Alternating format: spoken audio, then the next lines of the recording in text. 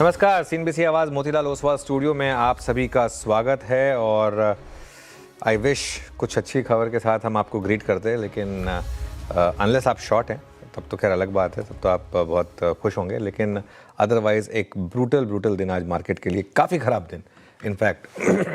Nifty करीब 0.8% नीचे, bank Nifty 0.4% नीचे। लेकिन लास्ट की 3 इंडेक्स देखिए आप, निफ्टी आईटी 0.2%, स्मॉल कैप 1.5% और मिड कैप 1.5%। बहुत बुरी गिरावट। क्यों हुई ये गिरावट, क्या करना है यहाँ पर, इन सब पर बातचीत होगी। श्रेया वीरू, गुड आफ्टरनून आप दोनों को। और शो की शुरुआत करते हैं हेडलाइंस के साथ। रूसी तेल खरीदने पर 500% तक टैरिफ वाले बिल से डरा बाजार। निफ्टी ने इंटरडे में 25,900 का लेवल तोड़ा। सेंसेक्स 650 पॉइंट नीचे, निफ्टी बैंक में 300 पॉइंट नीचे। मिड कैप और स्मॉल कैप में कोहराम। इंडिया विक्स 8% से ज़्यादा उछला। ट्रंप के नए बिल से आईटी शेयरों पर बड़ा दबाव। करीब 1.5% फिसला निफ्टी आईटी इंडेक्स। करीब 3% की गिरावट के साथ निफ्टी के टॉप लूजर्स में शामिल हुआ टीसीएस। साथ ही टेक महिंद्रा विप्रो में भी भारी गिरावट। वहीं एक्सपोर्ट्स करने वाली कंपनियों पर दबाव कायम। 10% फिसला गोकुलदास एक्सपोर्ट्स। मेटल शेयरों में तगड़ी मुनाफा वसूली। इंडेक्स 3% कमजोर। साथ ही ऑयल एंड गैस, पीएसयू, सरकारी बैंक और कैपिटल मार्केट शेयरों में भी तेज गिरावट। आज के बिग स्टॉक्स पड़े सटीक। सिल्वर में मुनाफा वसूली के चलते हिंदुस्तान जिंक में बिकवाले। शेयर करीब 5% टूटकर वायदा के टॉप लूजर्स में हुआ शुमार। वहीं कॉपर कीमतों में गिरावट के चलते वेदांता में करीब 3% की कमजोरी। साथ ही आज के लॉक इन खुलने से मीशो में भी लॉक इन खुलने के बाद करीब 2% टूटा एलजी। मीशो में लगातार दूसरे दिन लगा lower circuit. All time high से अब तक 35% टूटा है शेयर। कंपनी की जनरल मैनेजर मेघा अग्रवाल ने दिया इस्तीफा।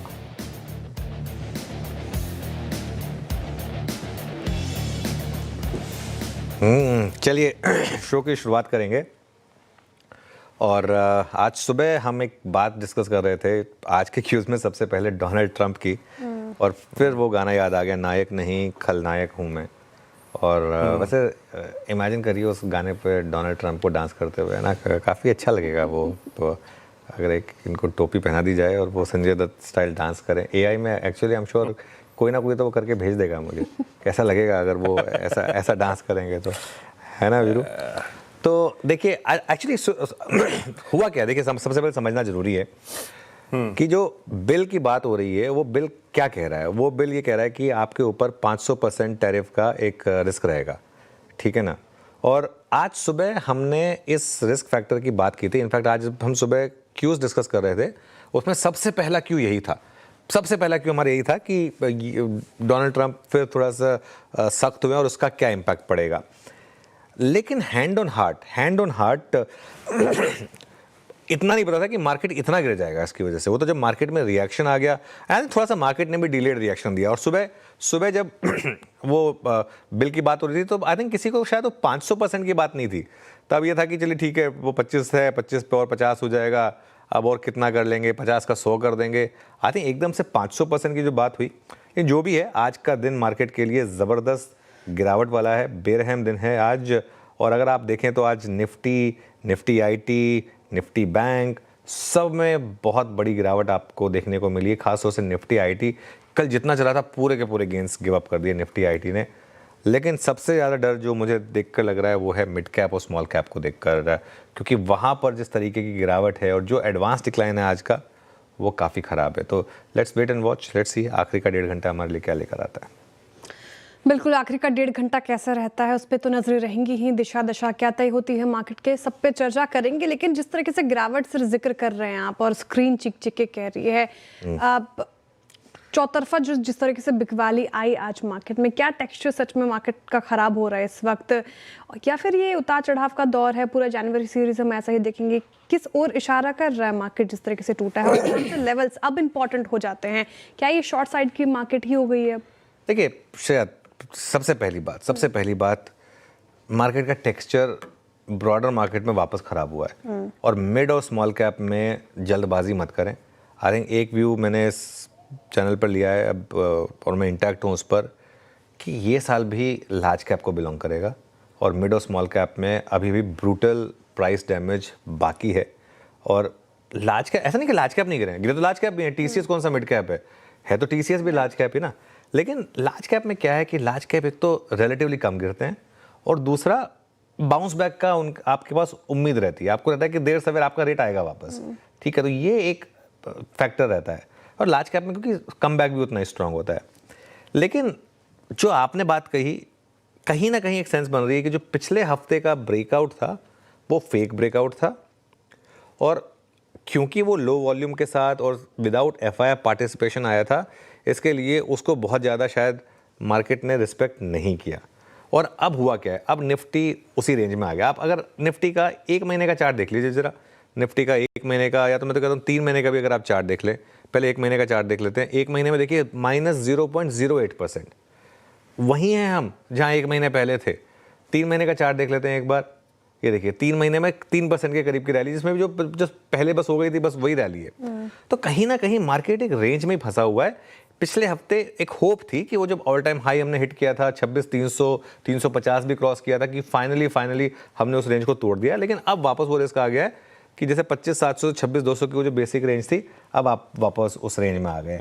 देखिए और एक चीज़, अगर दोनों साइड की ट्रेड नहीं ले सकते हैं आप, अगर इस मार्केट में आप शॉर्ट नहीं कर सकते हैं, तो फिर इस बाजार में पैसा बनाना मुश्किल है। परमा बुल का पैसा बनाना इस मार्केट में मुश्किल है। परमा बुल का पैसा तभी बनेगा जब आप लेके निफ्टी के ETF लेके छोड़ दें और 2-3 साल के बाद आप देखें तो अलग बात है। लेकिन अगर आप ट्रेडिंग कर रहे हैं तो ट्रेडिंग में आपको दोनों साइड के ट्रेड्स लेने होंगे। खासतौर से शॉर्ट करना आना चाहिए आपको, और शॉर्ट करना भी कला है। ऐसा नहीं कि जहां मर्जी कर दी शॉर्ट कर दिया। फॉर एग्जांपल अगर यहाँ शॉर्ट कर दिया तो हो सकता है शॉर्ट कवरिंग भी आ जाए। तो इसके लिए इस चीज़ को आपको थोड़ा सा समझना होगा। और इस समय मार्केट में बहुत कम शेयर हैं श्रेया जहाँ पर इस समय छुपने की जगह है। देखिए जहाँ तक निफ्टी की बात है, निफ्टी पर अब हम 20 डे मार्क के डिसाइसिवली नीचे हैं। 20 डे मार्क के 25,950 के नीचे अगर बंद हुए और 50 डे मार्क के नीचे अगर बंद हुए तो निफ्टी का भी ट्रेंड नेगेटिव होगा। तो इसके लिए ज़रूरी है कि क्लोजिंग में एटलीस्ट हम 25,900 950 इसके ऊपर निकल जाएं और इसके ऊपर ट्रेड करें। अब ये तीसरा दिन है निफ्टी ने जहां लोअर लो और लोअर हाई बनाया है। अच्छा, मार्केट में एक पैटर्न चल रहा है बहुत इंटरेस्टिंग सा, 4-4 दिन का। 4-4 दिन आप लोअर लो लोअर हाई बनाते हैं, फिर हायर लो बनाते हैं श्रेया। तो उस हिसाब से अब ये देखते हैं ये पैटर्न इस बार भी रिपीट होगा कि नहीं होगा, क्योंकि आज तीसरा दिन हो जाएगा लगातार जब आप लोअर हाई बना रहे हैं। जहाँ तक बैंक निफ्टी की बात है, बैंक निफ्टी में 59,500 का एक सॉर्ट ऑफ मेक और ब्रेक लेवल है। अगर 59,500 बचा तो फिर थोड़ी सी उम्मीद रहेगी, और अगर उसके नीचे गए आप तो फिर शायद पूरी रैली जो है उसके खोने का एक रिस्क रहेगा। आप वीरू के पास चलते हैं और जानते हैं स्टॉक स्पेसिफिक मूव्स क्या रहे आज। वीरू, गुड आफ्टरनून, बताइए। गुड आफ्टरनून अनुज। हालांकि जिस प्रकार का बाजार है अनुज, जो लॉन्ग या फिर स्ट्रॉन्ग स्टॉक्स का मैं जिक्र कर रहा हूँ वो भी स्टेबल रहेंगे नहीं रहेंगे, आई डोंट नो, बट अभी तक जहाँ स्टैट स्ट्रॉन्ग है उसमें एक स्टॉक अभी भी ICICI bank strong buy put writers conviction, strong by buying, और एक और चीज़ बाय मतलब ऑन लॉन्ग साइड पे 20 अक्टूबर 25 का इसने जो स्विंग हाई है वो काट दिया है। तो एक बहुत ही बड़ा सप्लाई जोन, मतलब अगर आप देखें तो अगस्त, सितंबर, अक्टूबर, नवंबर, दिसंबर और इवन जनवरी, यानी 6 महीने का एक बड़ा सप्लाई जोन इसने काटा है। और जिस लेवल का आप जिक्र कर रहे थे मेरे ख्याल से 59,500, अगर उसको सिक्योर कर रहा है बैंक निफ्टी तो एक मेजर कंट्रीब्यूशन है उसमें ICICI बैंक का। तो एक स्ट्रॉन्ग कैंडिडेट ICICI बैंक। दूसरा है डिफेंस। हालांकि सोलार इंडस्ट्रीज मेरी पहली चॉइस थी अबव ऑल मूविंग एवरेजेस, लेकिन मैं यहाँ पे जिक्र करूंगा BEL का। अभी अपने बड़े कॉलाइटर्स जोन के ऊपर ट्रेड करता हुआ 410 को बीट किया, 420 को बीट किया, और अब ऑलमोस्ट अगर आप देखें तो इस दौर की हाईएस्ट विक्ट्री पे ट्रेड करता हुआ और very close to its all time high. Defence में एक स्ट्रॉन्ग मूव है। लुक एट OI एडिशन करीब 18,80,000 का।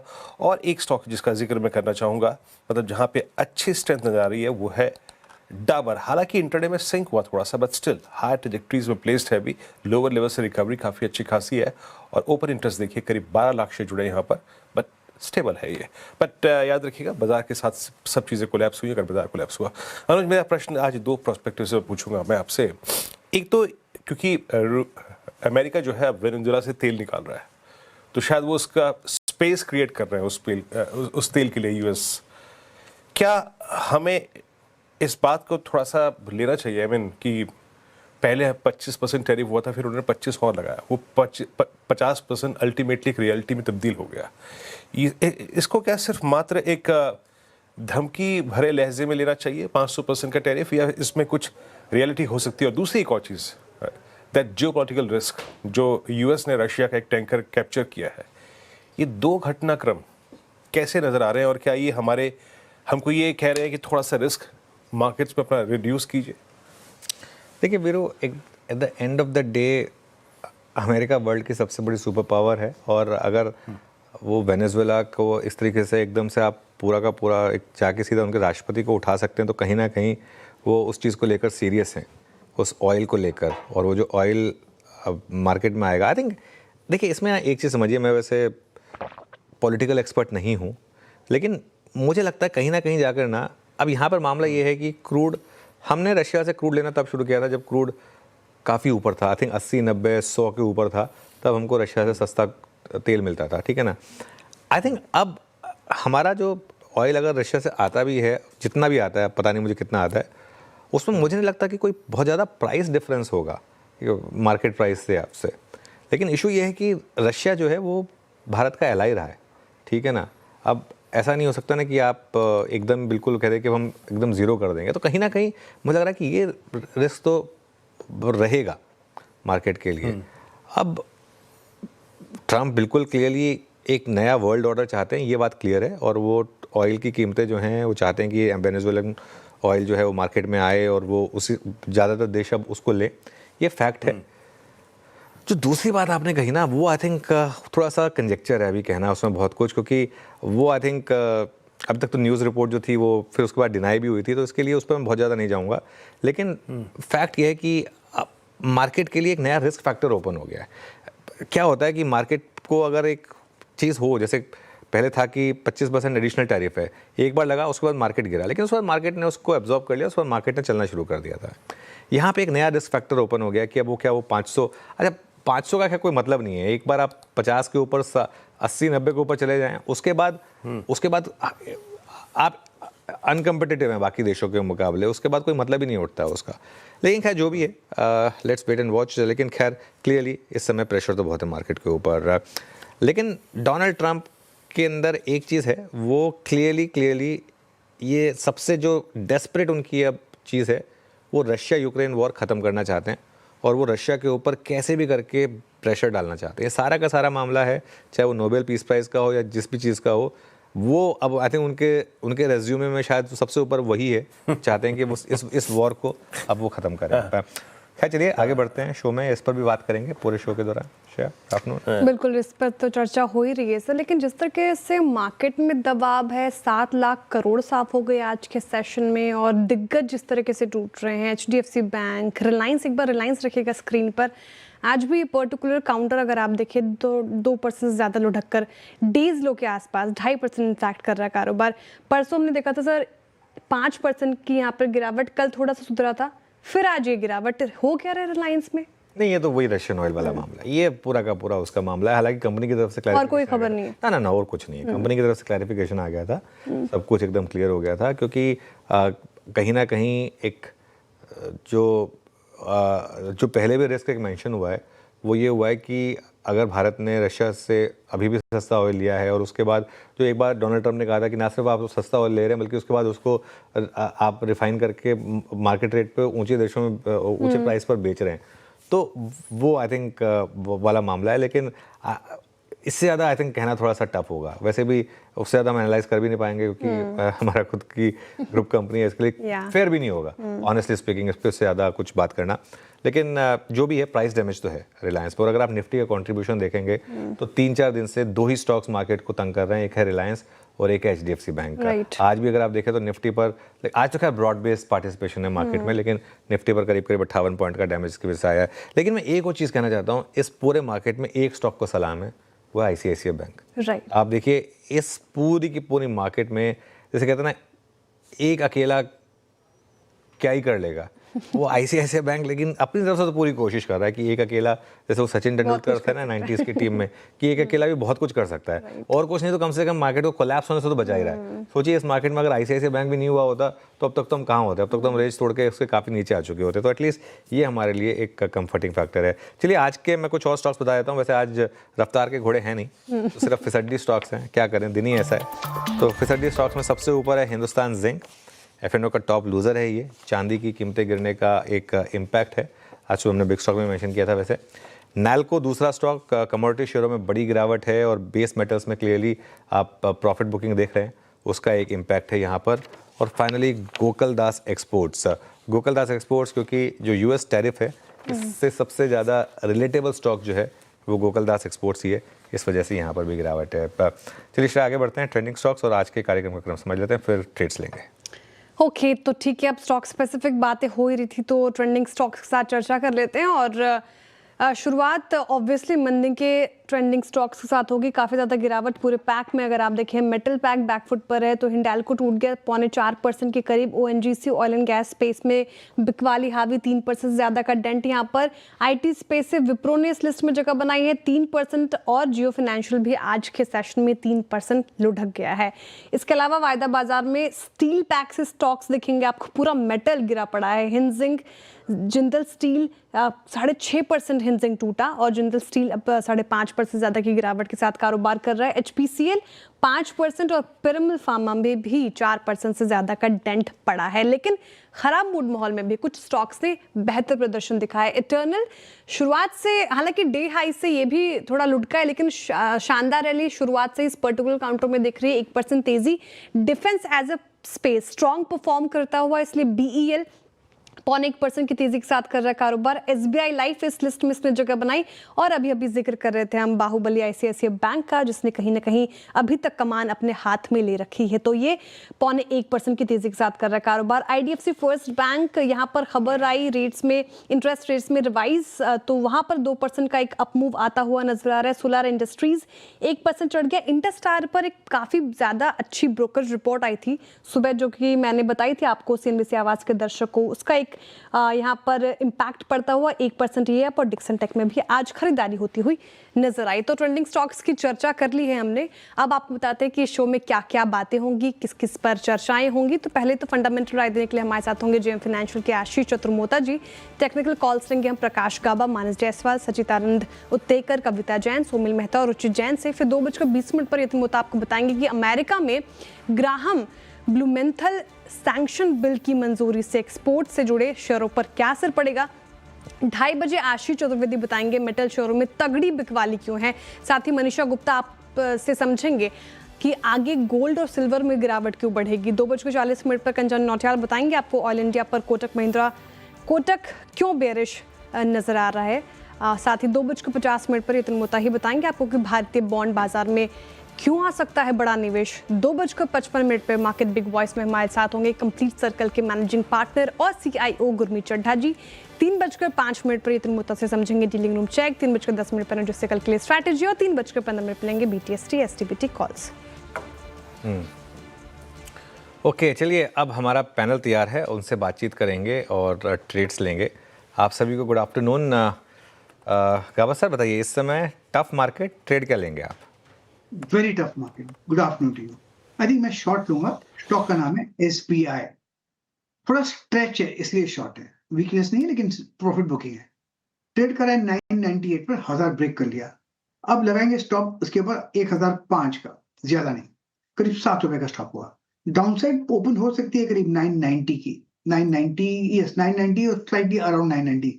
तो मेरे ख्याल से 990 रीजनेबल टारगेट है। SBI short. एसबीआई शॉर्ट, इसे कहते हैं पहले कॉर में ही मक्खी, है ना। थोड़ा कोई पुल बैक के चांसेस अगर आप निफ्टी बैंक में थे थोड़ा से और कम हो गए। एसबीआई आप शॉर्ट कह रहे हैं 998 पर। सचिन जी गुड आफ्टरनून, आपका ट्रेड क्या रहेगा? Good afternoon Veeru ji, good afternoon ji, good afternoon to all the panelist. Contra bet होगा एचडीएफसी बैंक पे, मुझे लग रहा है खरीदारी करनी चाहिए। रीजन बीइंग इसका जो वीकली स्ट्रक्चर है, I think 50 week exponential moving average support काफी समय के बाद यहाँ पर रिविजिट हुआ है एंड उसी के नजदीक आके एक पॉजिटिव डाइवर्जेंस 60 मिनट्स चार्ट पे एग्जिबिट है। तो मुझे लग रहा है हो सकता है कि अगले कुछ दिनों के लिए यहाँ पर एक अच्छा पुल बैक बने। ट्रेडिंग मोमेंटम के लिहाज से मुझे लग रहा है 960 का लेवल काफी इंपॉर्टेंट होगा। जैसे ये लेवल निकल जाता है तो 985 88 तक की रैली बन सकती है। तो यहाँ पर एचडीएफसी बैंक के फ्यूचर्स में खरीदारी करने की सलाह होगी। पहला टारगेट होगा अराउंड 960 का, सेकंड टारगेट होगा अराउंड 988 का स्टॉप लॉस आपको यहाँ से काफी छोटा लगाना है ऑन क्लोजिंग बेसिस 946 के आसपास। ये weekly 50 exponential moving average support काफी अहम है। इसके नीचे अगर क्लोजिंग हो जाती है तो डेफिनेटली और बड़ी डाउन साइड ओपन होगी, बट जिसके चांसेस मुझे लग रहा है फिलहाल अभी काफी कम है। एक अच्छे रिवाइवल बेस पे है तो यहाँ पर खरीदारी करने के मौका है एचडीएफसी बैंक में। ओके, एचडीएफसी बैंक पसंद आ रहा है सचिन जी को, तो यहाँ पर खरीदारी का मौका बता रहे हैं। 949 के लेवल पर आप खरीदारी कर सकते हैं। Kavita ji, good afternoon. बताइए मैम, आपकी पिक क्या होगी इस वक्त की? Very good afternoon everyone. Well, मेरा भी कॉन्ट्रा बेट होगा। लाइक निफ्टी खड़ा है अपने बहुत ही क्रूशियल लेवल 50 EMA के पास, जहां से पिछले 4 बार इसने एक सपोर्ट लेते हुए देखा है। ऑल्दो अभी एज ऑफ नाउ काउंटर्स बहुत वीक हैं, बट इन्हीं काउंटर्स में आज इंडस टावर अपनी पोजीशनिंग बनाए हुए है। मुझे लगता है यहाँ फर्दर मूव एक्सटेंड होते हुए देख सकता है। 434 के लेवल पर एज ऑफ नाउ है। For the price move of 445 450 के प्राइस टारगेट के लिए इंडस टावर पर एक बाय ट्रेड ले सकते हैं। स्टॉप लॉस मेंटेन करें 430 का। ओके, इंडस टावर, इस पर आप ट्रेड ले सकते हैं। Somil, good afternoon. सोमिल, आपकी trade? Good afternoon to everyone. मेरी ट्रेड होगी डेविस लैब पर, और यहाँ पर 2 दिन पहले एक अच्छा ब्रेकआउट मिला था फ्रॉम अ कंसोलिडेशन। एक एक्सपेंडिंग इन ट्रायंगल पैटर्न का ब्रेकआउट भी ऊपर की तरफ हुआ है। 20-40 डेली मूविंग एवरेज के ऊपर चल रहा है। आज थोड़ा सा फ्लैट है, लेकिन मुझे लगता है कि ये जो लास्ट 2 दिन में थोड़ी सी गिरावट देखने मिली है, this is a buying opportunity. और यहाँ पर एक स्टॉप लॉस रख सकते हैं 6445 पर, और ऊपर में मुझे लगता है कि द टारगेट वुड बी 7000, और उसके ऊपर भी जा सकता है, क्योंकि ये एक मुझे लगता है कि अच्छा मीडियम टर्म का ब्रेकआउट है। तो 7000 प्लस के टारगेट्स रहेंगे, ट्रेल करके चलिएगा स्टॉप लॉस को। ओके, दिवीज लैब बाय आपका 6631 पर। मानस, गुड आफ्टरनून, आपका trade? Good afternoon Virendra ji. तो देखिए, आईआरसीटीसी पे मेरा ध्यान है। आईआरसीटीसी एक बहुत ही अहम सपोर्ट के पास ट्रेड कर रहा है। स्ट्रक्चर वीक है। अगर 655 के लेवल्स ब्रेक हो गए तो शायद नीचे की तरफ 40 रुपए का डाउन साइड और खुल सकता है। तो आईआरसीटीसी के फ्यूचर में बिकवाली करने का ट्रेड लेना है। 666 का स्टॉप लॉस लगाएंगे। 640 तक के टारगेट पॉसिबल है आईआरसीटीसी के फ्यूचर में। चाहे तो 660 वाला पुट ऑप्शन ले ले। 15-16 रुपए के आसपास ये ऑप्शन ट्रेड हो रहा है। 11 रुपए का स्टॉप लॉस लगा ले। 25 रुपए तक के टारगेट्स पॉसिबल है।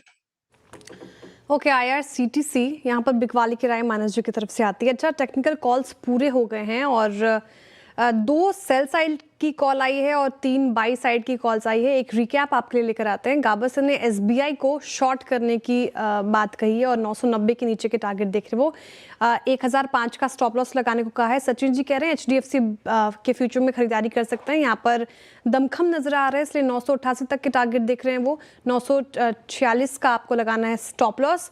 और कविता जी कह रही है इंडस स्टार यहाँ से बेहतर परफॉर्मेंस दिखा सकता है। स्टॉक में एक अच्छा मोमेंटम भी है आज के सत्र में, तो 450 तक के टारगेट एक्सपेक्टेड हैं। 430 का आप स्टॉप लॉस लगाइए। सोमिल जी ने डिविस लैब पर दाव लगाया है और कह रहे हैं कि स्टॉक अभी जिन स्तरों पर है यहाँ पर खरीदारी की जा सकती है। 7000 प्लस के टारगेट हैं। 6445 का स्टॉप लॉस लगाना है। मानस जी कह रहे हैं कि आईआरसीटीसी यहाँ सर थोड़ा गिर सकता है, इसलिए यहाँ पर बिकवाली कीजिए। 640 के नीचे के टारगेट आप एक्सपेक्ट कर सकते हैं। 666 का स्टॉप लॉस मेंटेन करना है। लेकिन ऐसे बाजार में आपका इन्वेस्टमेंट आइडिया क्या हो? क्या लंबी अवधि में आपके पैसे बनेंगे? अगर हाँ तो कहाँ बनेंगे? ये आशीष चतुर्मूर्ति जी से जान लेते हैं। आशीष जी, गुड आफ्टरनून और स्वागत है आपके कार्यक्रम में। बताइए सर, ऐसे मार्केट में कहाँ पैसे बनवाएंगे आप? Good afternoon Shreya, good afternoon Manoj.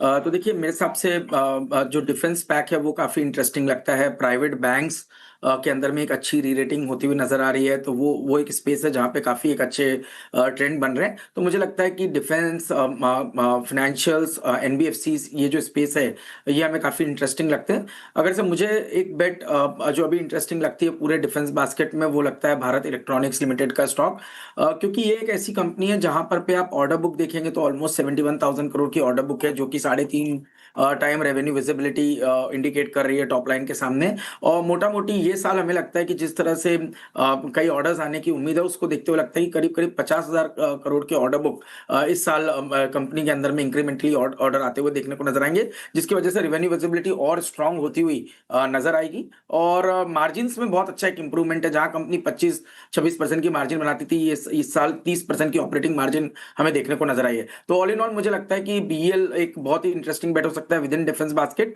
Technically आप देखेंगे तो स्टॉक अपने सभी मूविंग एवरेजेस के ऊपर ट्रेड कर रहा है और 400 रुपए पे बहुत बढ़िया बेस ये स्टॉक बना चुका है। ये बेस अगर से स्टॉक होल्ड करता है तो मैं समझता हूं 470-480 तक की potential upside Bharat electronics limited के स्टॉक में देखने को नजर आ सकती है मीडियम टर्म पे।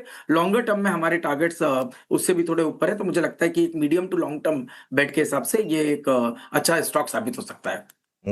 ओके, चलिए मीनवाइल जो हल्की से रिकवरी आ रही थी, अब देखते हैं वो टिकेगी या नहीं, क्योंकि हम लो 25,884 तक गए, वहाँ से थोड़ी रिकवरी है। सेंसेक्स की वीकली एक्सपायरी है आज, तो हो सकता है कि टुवर्ड्स द एंड मार्केट में अगर सब शॉर्ट साइड पर आ गए हैं तो थोड़ी सी रिकवरी आ जाए, इसकी पॉसिबिलिटी शायद हो, लेकिन जो भी है दिक्कत तो काफ़ी है यहाँ पर। आशीष, गुड आफ्टरनून। आशीष, रिलायंस में जो गिरावट आई है, इसे कैसे देख रहे हैं आप और क्या अप्रोच होगी यहाँ पर अब? नहीं, देखिए रिलायंस में जो गिरावट है ऑब्वियसली काफी स्टीप हमें पिछले 3-4 दिनों में देखने को नजर आई है, और मुझे लगता है कि इस तरह के जो गिरावट होती है वो एक जनरली हमने large cap good quality stocks में जब हम ऐसी गिरावट देखते हैं तो ये एक अच्छी अपॉर्चुनिटी क्रिएट करता है। मेरे हिसाब से 200 डे मूविंग एवरेज को स्टॉक अप्रोच कर रहा है विच इज क्लोज टू 1440 1430। मेरे हिसाब से वहां पर पे रिस्क रिवॉर्ड फेवरेबल हो जाएगा। अब जहां तक के अर्निंग ग्रोथ का मानना है, तो हमारा मानना है कि रिफाइनिंग मार्जिन जो है वो काफी इंप्रूव होती हुई नजर आ रही है, तो वहां से नंबर्स काफी पॉजिटिव आएंगे। और साथ ही साथ जिस तरह से जो न्यू एज जो काफी बिजनेसेस हैं, जो जब ये डीमर्ज होगा या लिस्टिंग आएगी तो मुझे लगता है एक वैल्यू अनलॉकिंग शुरू होगी। तो मैं समझता हूँ इस गिरावट को एक बाय एंड डिप के तौर पर हमें देखना चाहिए, और 1430-40 एक अट्रैक्टिव एरिया होगा जहां पर पे एक लॉन्ग पोजीशंस के बारे में सोचा जा सकता है। जी, रिलायंस भी आपका ठीक है, याद रखिएगा आशीष की राय विजन रिलायंस इंडस्ट्रीज पर, लेकिन आपसे गुजारिश है कोई भी ट्रेड लें, इन्वेस्टमेंट करें रिलायंस इंडस्ट्रीज पे, एक निजी राय अपने वित्त सलाहकार की जरूर रखें। इस चैनल का स्वामित्व प्रबंधन रिलायंस इंडस्ट्रीज होल्ड करते हैं। रिलायंस एक इंडेक्स हैवी वेट है, लेकिन मैं देख रहा था आईसीआईसीआई बैंक का काफ़ी कसीदे पड़ेगा इस कार्यक्रम में। आईसीआईसीआई बैंक के देखिए, मैंने बात की, अनुज ने बात करी, और आईसीआईसीआई बैंक अब डे हाई पे है, टिक बाय टिक चार्ट पे। प्लीज़ ओआई रखिएगा स्क्रीन पे। और आईसीआईसीआई बैंक एक लंबे, याद रखिएगा, अंडर परफॉर्मेंस के फेज से गुजरा था। जब जिस फेज में आप ऑल टाइम हाई क्रिएट कर रहे थे, जुलाई 25 से लेकर ऑलमोस्ट 1 जनवरी, ये स्टॉक 1500 रुपये का जो था वो 1350 का हो गया, और मेरे ख्याल से ऑलमोस्ट 7 से 8% का लॉसेस था 6 महीने के इस अंतराल में, CY25 के सेकेंड हाफ में। आशीष चतुर्मुता जी, रिलायंस की इस स्ट्रेंथ को आप कैसे देख रहे हैं? मैं डेरिवेटिव्स में देख रहा था, ये इंस्टीट्यूशनल बैंक है, इसमें कोई दो राय नहीं है। जिस प्रकार के ऑप्शंस पे पुट राइटिंग है, आज 8000 कॉन्ट्रैक्ट पुट बिकी हैं, और मैं देख रहा था हायर स्ट्राइक्स कॉल ऑप्शंस में हैवी अनवाइंडिंग, इवन 1500-1490 की कॉल्स में अनवाइंडिंग है। यानी ये स्टॉक यकीनन अपनी ट्रेजेक्ट्री को चेंज करने को तैयार है। आईसीआईसीआई बैंक पे आपका टेक क्या है? देखिए आईसीआईसीआई बैंक पे तो हम काफी पॉजिटिव है। इनफैक्ट मुझे लगता है कि पूरा जो प्राइवेट बैंकिंग बास्केट है वो अच्छा करेगा, और आईसीआईसीआई बैंक उसमें एक अच्छी लीड ले सकता है। हमारा सबसे पहला जो एक इंपॉर्टेंट ट्रेजेक्ट्री मुझे लगती है वो ये है कि बैंकिंग की जो क्रेडिट ग्रोथ इस बार आई है वो काफी स्ट्रांग रही है। आपने देखा कई पीएसयू बैंक में 13-14% की ग्रोथ आई है, एक्सिस बैंक के अंदर में हमने ऑलमोस्ट 14% का क्रेडिट ग्रोथ देखा है। तो ओवरऑल जो ट्रेजेक्ट्री है क्रेडिट ग्रोथ मोमेंटम की वो स्ट्रांग होती हुई नजर आ रही है। तो आईसीआईसीआई बैंक के अंदर में भी हमें देखने को नजर आ रही है। और वैल्यूएशन के लिहाज से आप देखेंगे तो जब पूरा जो प्राइवेट बैंकिंग बास्केट है वो 2.2 time forward price to book पे ट्रेड कर रहा है, जो अगेन बहुत कंफर्टेबल वैल्यूएशन इंडिकेट कर रहा है। और आप देख रहे हैं कि आईसीआईसीआई बैंक ने जिस तरह से वीकली चार्ट्स पर एक बहुत ही बढ़िया डिसाइसिव ब्रेकआउट 1400 के ऊपर किया, तो मुझे लगता है जैसे आप अभी शॉर्ट टर्म डेटा भी कह रहे थे कि कॉल राइटिंग काफी समय से स्टॉक में बनी थी, अब ये शॉर्ट कवरिंग स्टॉक के अंदर में आ सकती है, और जिसके चलते 1550 तक के लेवल मुझे लगता है शॉर्टर टर्म टाइम फ्रेम के अंदर में आईसीआईसीआई बैंक के स्टॉक में देखने को नजर आ सकते हैं। आईसीआईसीआई बैंक सबका पसंदीदा स्टॉक बनता हुआ फिलहाल यहाँ पर अच्छे मूव्स डेज हाई की तरफ बढ़ रहा है, अच्छे परफॉर्मेंस आईसीआईसीआई बैंक से। लेकिन अब बात करते हैं सभी का विनर आई थिंक अमेरिका के राष्ट्रपति डोनाल्ड ट्रंप की। देखिए आज भारतीय बाजार के लिए विलेन साबित कोई हुआ है तो वो मिस्टर डोनाल्ड ट्रंप है। दरअसल अमेरिका में रूस से तेल खरीद पर ट्रंप ने सख्त बिल को मंजूरी दी है और इससे बाजार के किन सेक्टर्स पर कैसा असर पड़ रहा है, पूरी डिटेल तस्वीर समझ लेते हैं यतिन जी से। यतिन जी बताइए, आखिर करना क्या चाह रहे हैं मिस्टर डोनाल्ड ट्रंप? ट्रंप कहना चाह रहे हैं कि मैं 500% टैरिफ लगाऊंगा और उस पर बॉस ने बोला था कि ये तो 5 गुना लगान जैसा है, और सही में एक्चुअली ये 5 गुना लगान जो है वो बाजार को पसंद नहीं आ रहा है। ट्रंप ने एक बिल को साइन किया है जिसके अंदर प्रावधान है 500% तक टैरिफ लगाने का, और ये टैरिफ आप पे लगेगा अगर आप रशिया से किसी भी प्रकार का एनर्जी इंपोर्ट करते हैं। एनर्जी इंपोर्ट का मतलब ये है कि आप या कच्चा तेल उससे खरीदें या यूरेनियम खरीदें या गैस प्रोडक्ट्स खरीदें। तो कहीं ना कहीं ये ब्रिक्स को, चाइना को, भारत को और वियतनाम जैसे देशों को घेरने की तैयारी है, और लीगली इनको एक प्रोविज़न ऐसा मिलता है जिससे ये 500% टैरिफ लगा सकें। तो ऑब्वियसली ये जो ग्राहम बिल है इसको प्रेसिडेंट ट्रंप ने साइन कर दिया, और ऑब्वियसली इसके ऊपर जो भी आगे की कार्रवाई और औपचारिकता बची है वो बची है, लेकिन क्लियरली उनका इंटेंशन ये है कि रूस से कोई भी तेल या गैस ना खरीदे, और रशिया यूक्रेन का जो कॉन्फ्लिक्ट है उसको अंत करने के लिए इस प्रकार के सैंक्शंस लाने की तैयारी अमेरिका कर रहा है। इसके पहले भी थोड़े दिनों पहले ट्रंप साहब ने बहुत सारे कमेंट्स दिए थे भारतीय प्रधानमंत्री मोदी जी पे। उन्होंने कहा था कि मोदी जी एक अच्छे दोस्त हैं, लेकिन उनको और भी ज़्यादा कुछ करना पड़ेगा इस दोस्ती को निभाने के लिए, और उन्होंने कहा कि अगर भारत पे ज़्यादा टैरिफ लगाने की ज़रूरत पड़ी तो वो टैरिफ भी लगाएंगे।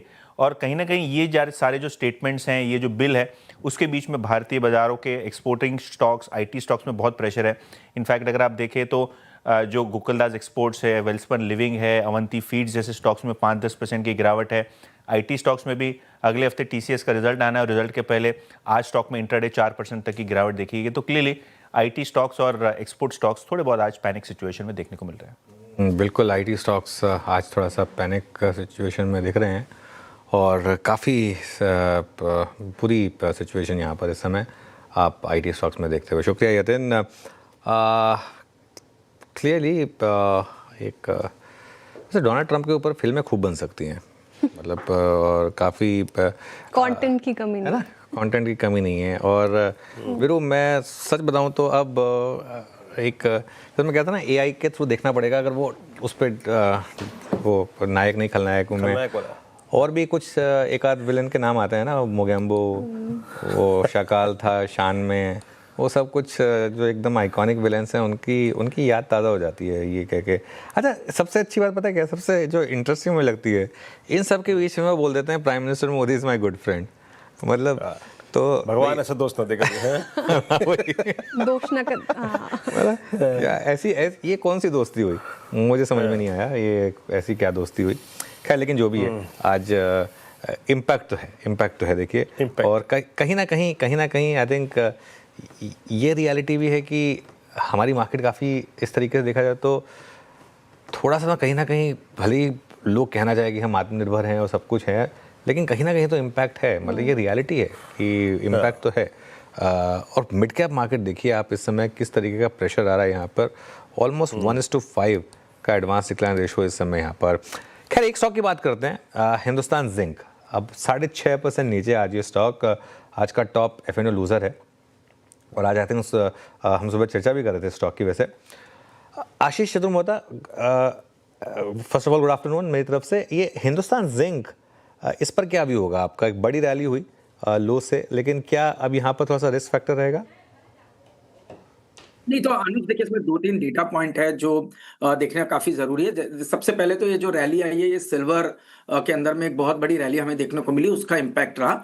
अब सिल्वर जो है एक ऐसी कमोडिटी है जिसकी अगर सिर्फ 3 बड़ी साइकिल आप देखें तो जब भी इसने 4 से 5 गुना की एक रैली दिखाई है, वहां से एक प्रॉफिट बुकिंग काफी सिग्निफिकेंट रही है, चाहे वो 1981 का डेटा हो या 2010-11 का डेटा हो। बट अभी जो इंटरेस्टिंग चीज है कि सिल्वर की जो डिमांड है वो रियल है। चाहे आप इंडस्ट्रियल सेगमेंट में देखेंगे, 70% जो सिल्वर का प्रोडक्शन हो रहा है वो इंडस्ट्रियल डिमांड की तरफ जा रहा है, और ये डिमांड धीरे धीरे ग्रो होने वाली है। एक डेटा ये सजेस्ट करता है कि by 2030 we will be in a very serious deficit. तो अगर से ये डेफिसिट रहा डिमांड सप्लाई के अंदर, तो ये जो सिल्वर की डिमांड है वो कंटिन्यू रह सकती है। तो मेरे हिसाब से ये जो 1-2 दिन की प्रॉफिट बुकिंग है, it is more to do with जो प्रॉफिट बुकिंग या एक कहीं ना कहीं बड़ी रैली आ चुकी थी।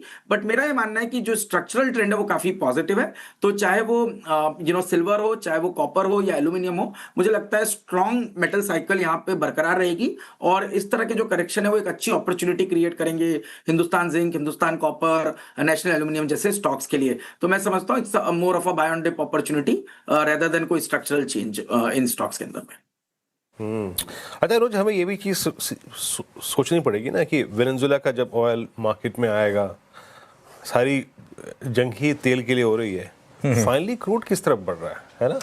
देखिए ये भी तो सोचना पड़ेगा। बिल्कुल बिल्कुल। अरे देखिए ये क्रूड तो आई थिंक, अब देखिए हम में से कोई एक्सपर्ट नहीं है क्रूड का, लेकिन ये तो आप मान के चलिए कि टॉप बन चुका है क्रूड में। I think of all the commodities, आप पिछले 15-20 साल का ट्रैक रिकॉर्ड उठा के देख लीजिए, एक ही कमोडिटी है जो नेगेटिव रही है, वो है क्रूड।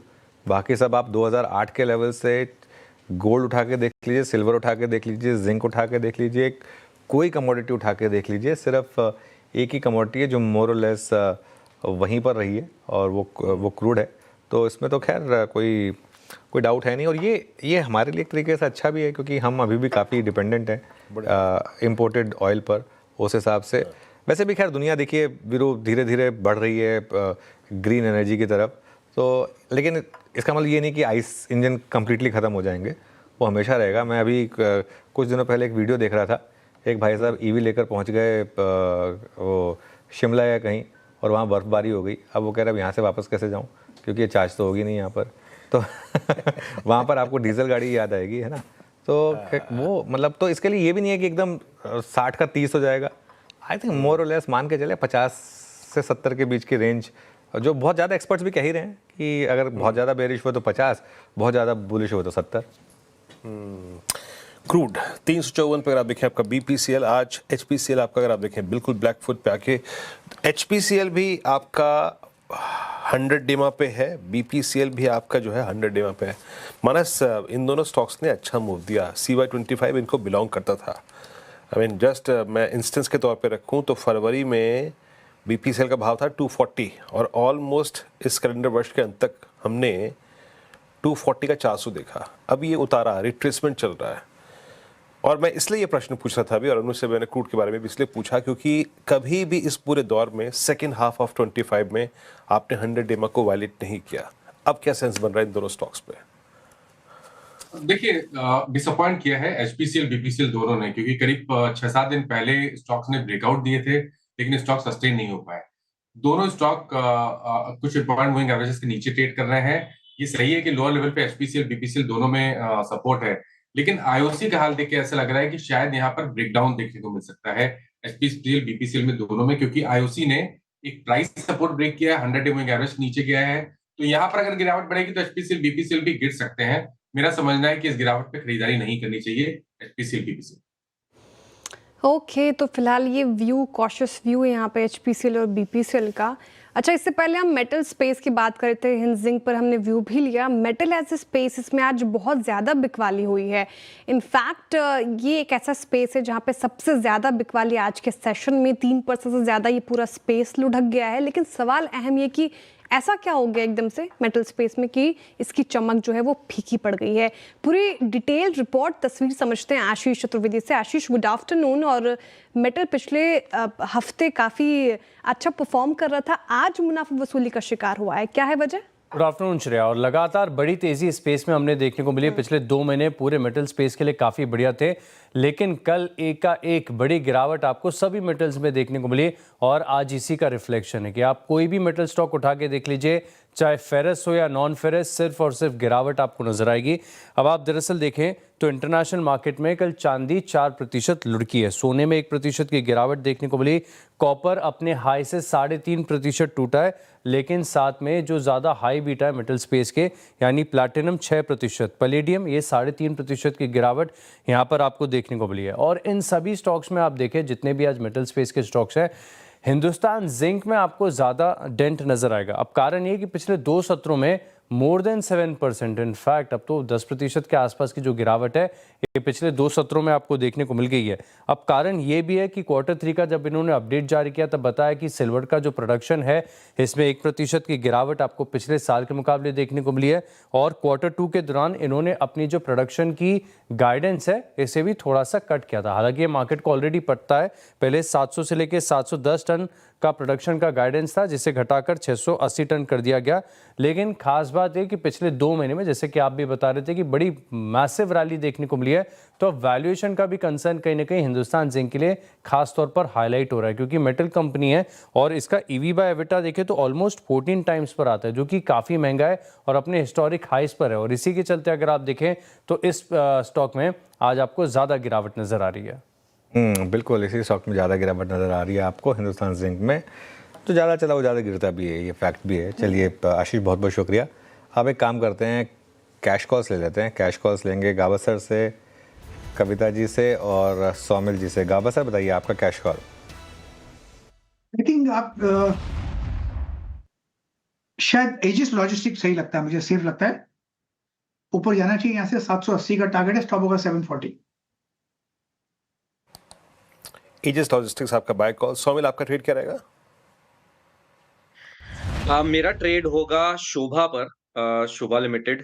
एंड यहाँ पर बहुत समय से कंसोलिडेशन चल रहा है बिटवीन अ ब्रॉड रेंज। यहाँ पे जो रेंज है 1390 और ऊपर की तरफ 1727, तो बहुत समय से ये पूरे ब्रॉड रेंज में चल रहा है। मुझे लगता है कि लोअर एंड से फिर से सपोर्ट लेके हाई टॉप हाई बॉटम बनाना शुरू किया और अब यहाँ से एक नई रैली शुरू हुई है। स्टॉप लॉस रखेंगे 1510 पर, 1510 पर, और टारगेट होगा 1650 and this will be a short term target, लेकिन मुझे लगता है कि मीडियम टर्म में भी बहुत अच्छा कर सकता है। तो सोमिल जी ने चुना है शोभा रियल्टी स्पेस से। अच्छा, ये एक लौता स्पेस जहाँ पर थोड़ी बाइंग नजर आ रही है आज के सेशन में। अच्छा कविता जी, कैश में आपने क्या पिक किया है? तो श्रेया, दीपक फर्टिलाइजर अपनी 20 EMA के पास है। मैं लिटिल प्रियम कर रही हूँ और स्ट्रिक्ट स्टॉप लॉस के साथ इसे अप्रोच करना चाहिए। अंटिल काउंटर 1190 के ऊपर मेंटेन है। यहाँ पर दीपक फर्टिलाइजर पर एक बाइंग अपॉर्चुनिटी देखी जा सकती है। Upside momentum 1250 1260 in a week और 2 एज अ स्विंग ट्रेड इसे देखें, but with strict stop loss of 1191 can approach.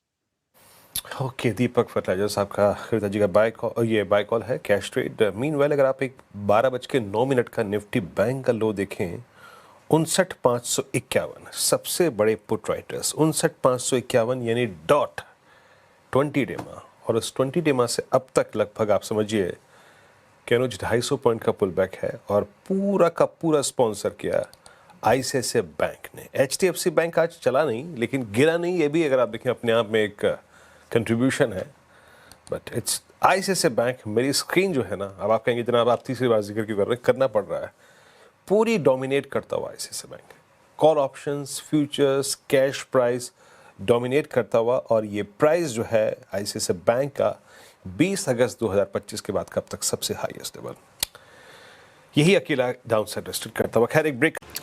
Welcome back. Recovery नहीं है मार्केट में, टिकती नहीं है। सबसे इम्पोर्टेंट, अगर आप मिड कैप इंडेक्स देखिए, मिड कैप इंडेक्स में थोड़ी सी हल्की सी नाम मात्र की रिकवरी थी, लेकिन फिर वो फेल हो रही है और अब हम फिर डेलो के करीब बढ़ते हुए। एडवांस डिक्लाइन देखिए कितना ख़राब है, ऑलमोस्ट 1:5 से भी ख़राब एडवांस डिक्लाइन रेशो इस समय आपको ट्रेड में दिखाई देगा। चलिए एक काम करते हैं, धमाकेदार ऑप्शंस ले लेते हैं। धमाकेदार ऑप्शंस के लिए कविता जी, मानस जी और सचिन जी हमारे साथ। कविता जी बताइए आपका धमाकेदार ऑप्शन। तो अनुज जी, इंडिगो को अगर देखें तो एक डबल टॉप फॉर्मेशन बनाते हुए दिख रहा है, उसका ब्रेकडाउन आया है। सो कंडीशनल होगा 4900 का पुट आप इस पोजिशनिंग कर सकते हैं। 99 के लेवल के ऊपर वंस निकले तो यहाँ पोजिशनिंग करनी चाहिए। 110 125 के प्राइस मूव के लिए स्टॉप लॉस मेंटेन करें 85 का। ओके, यूटिलाइजेशन आपका 49 का पुट आप बाय करेंगे 96 पर। और सचिन जी आपका ऑप्शन ट्रेड?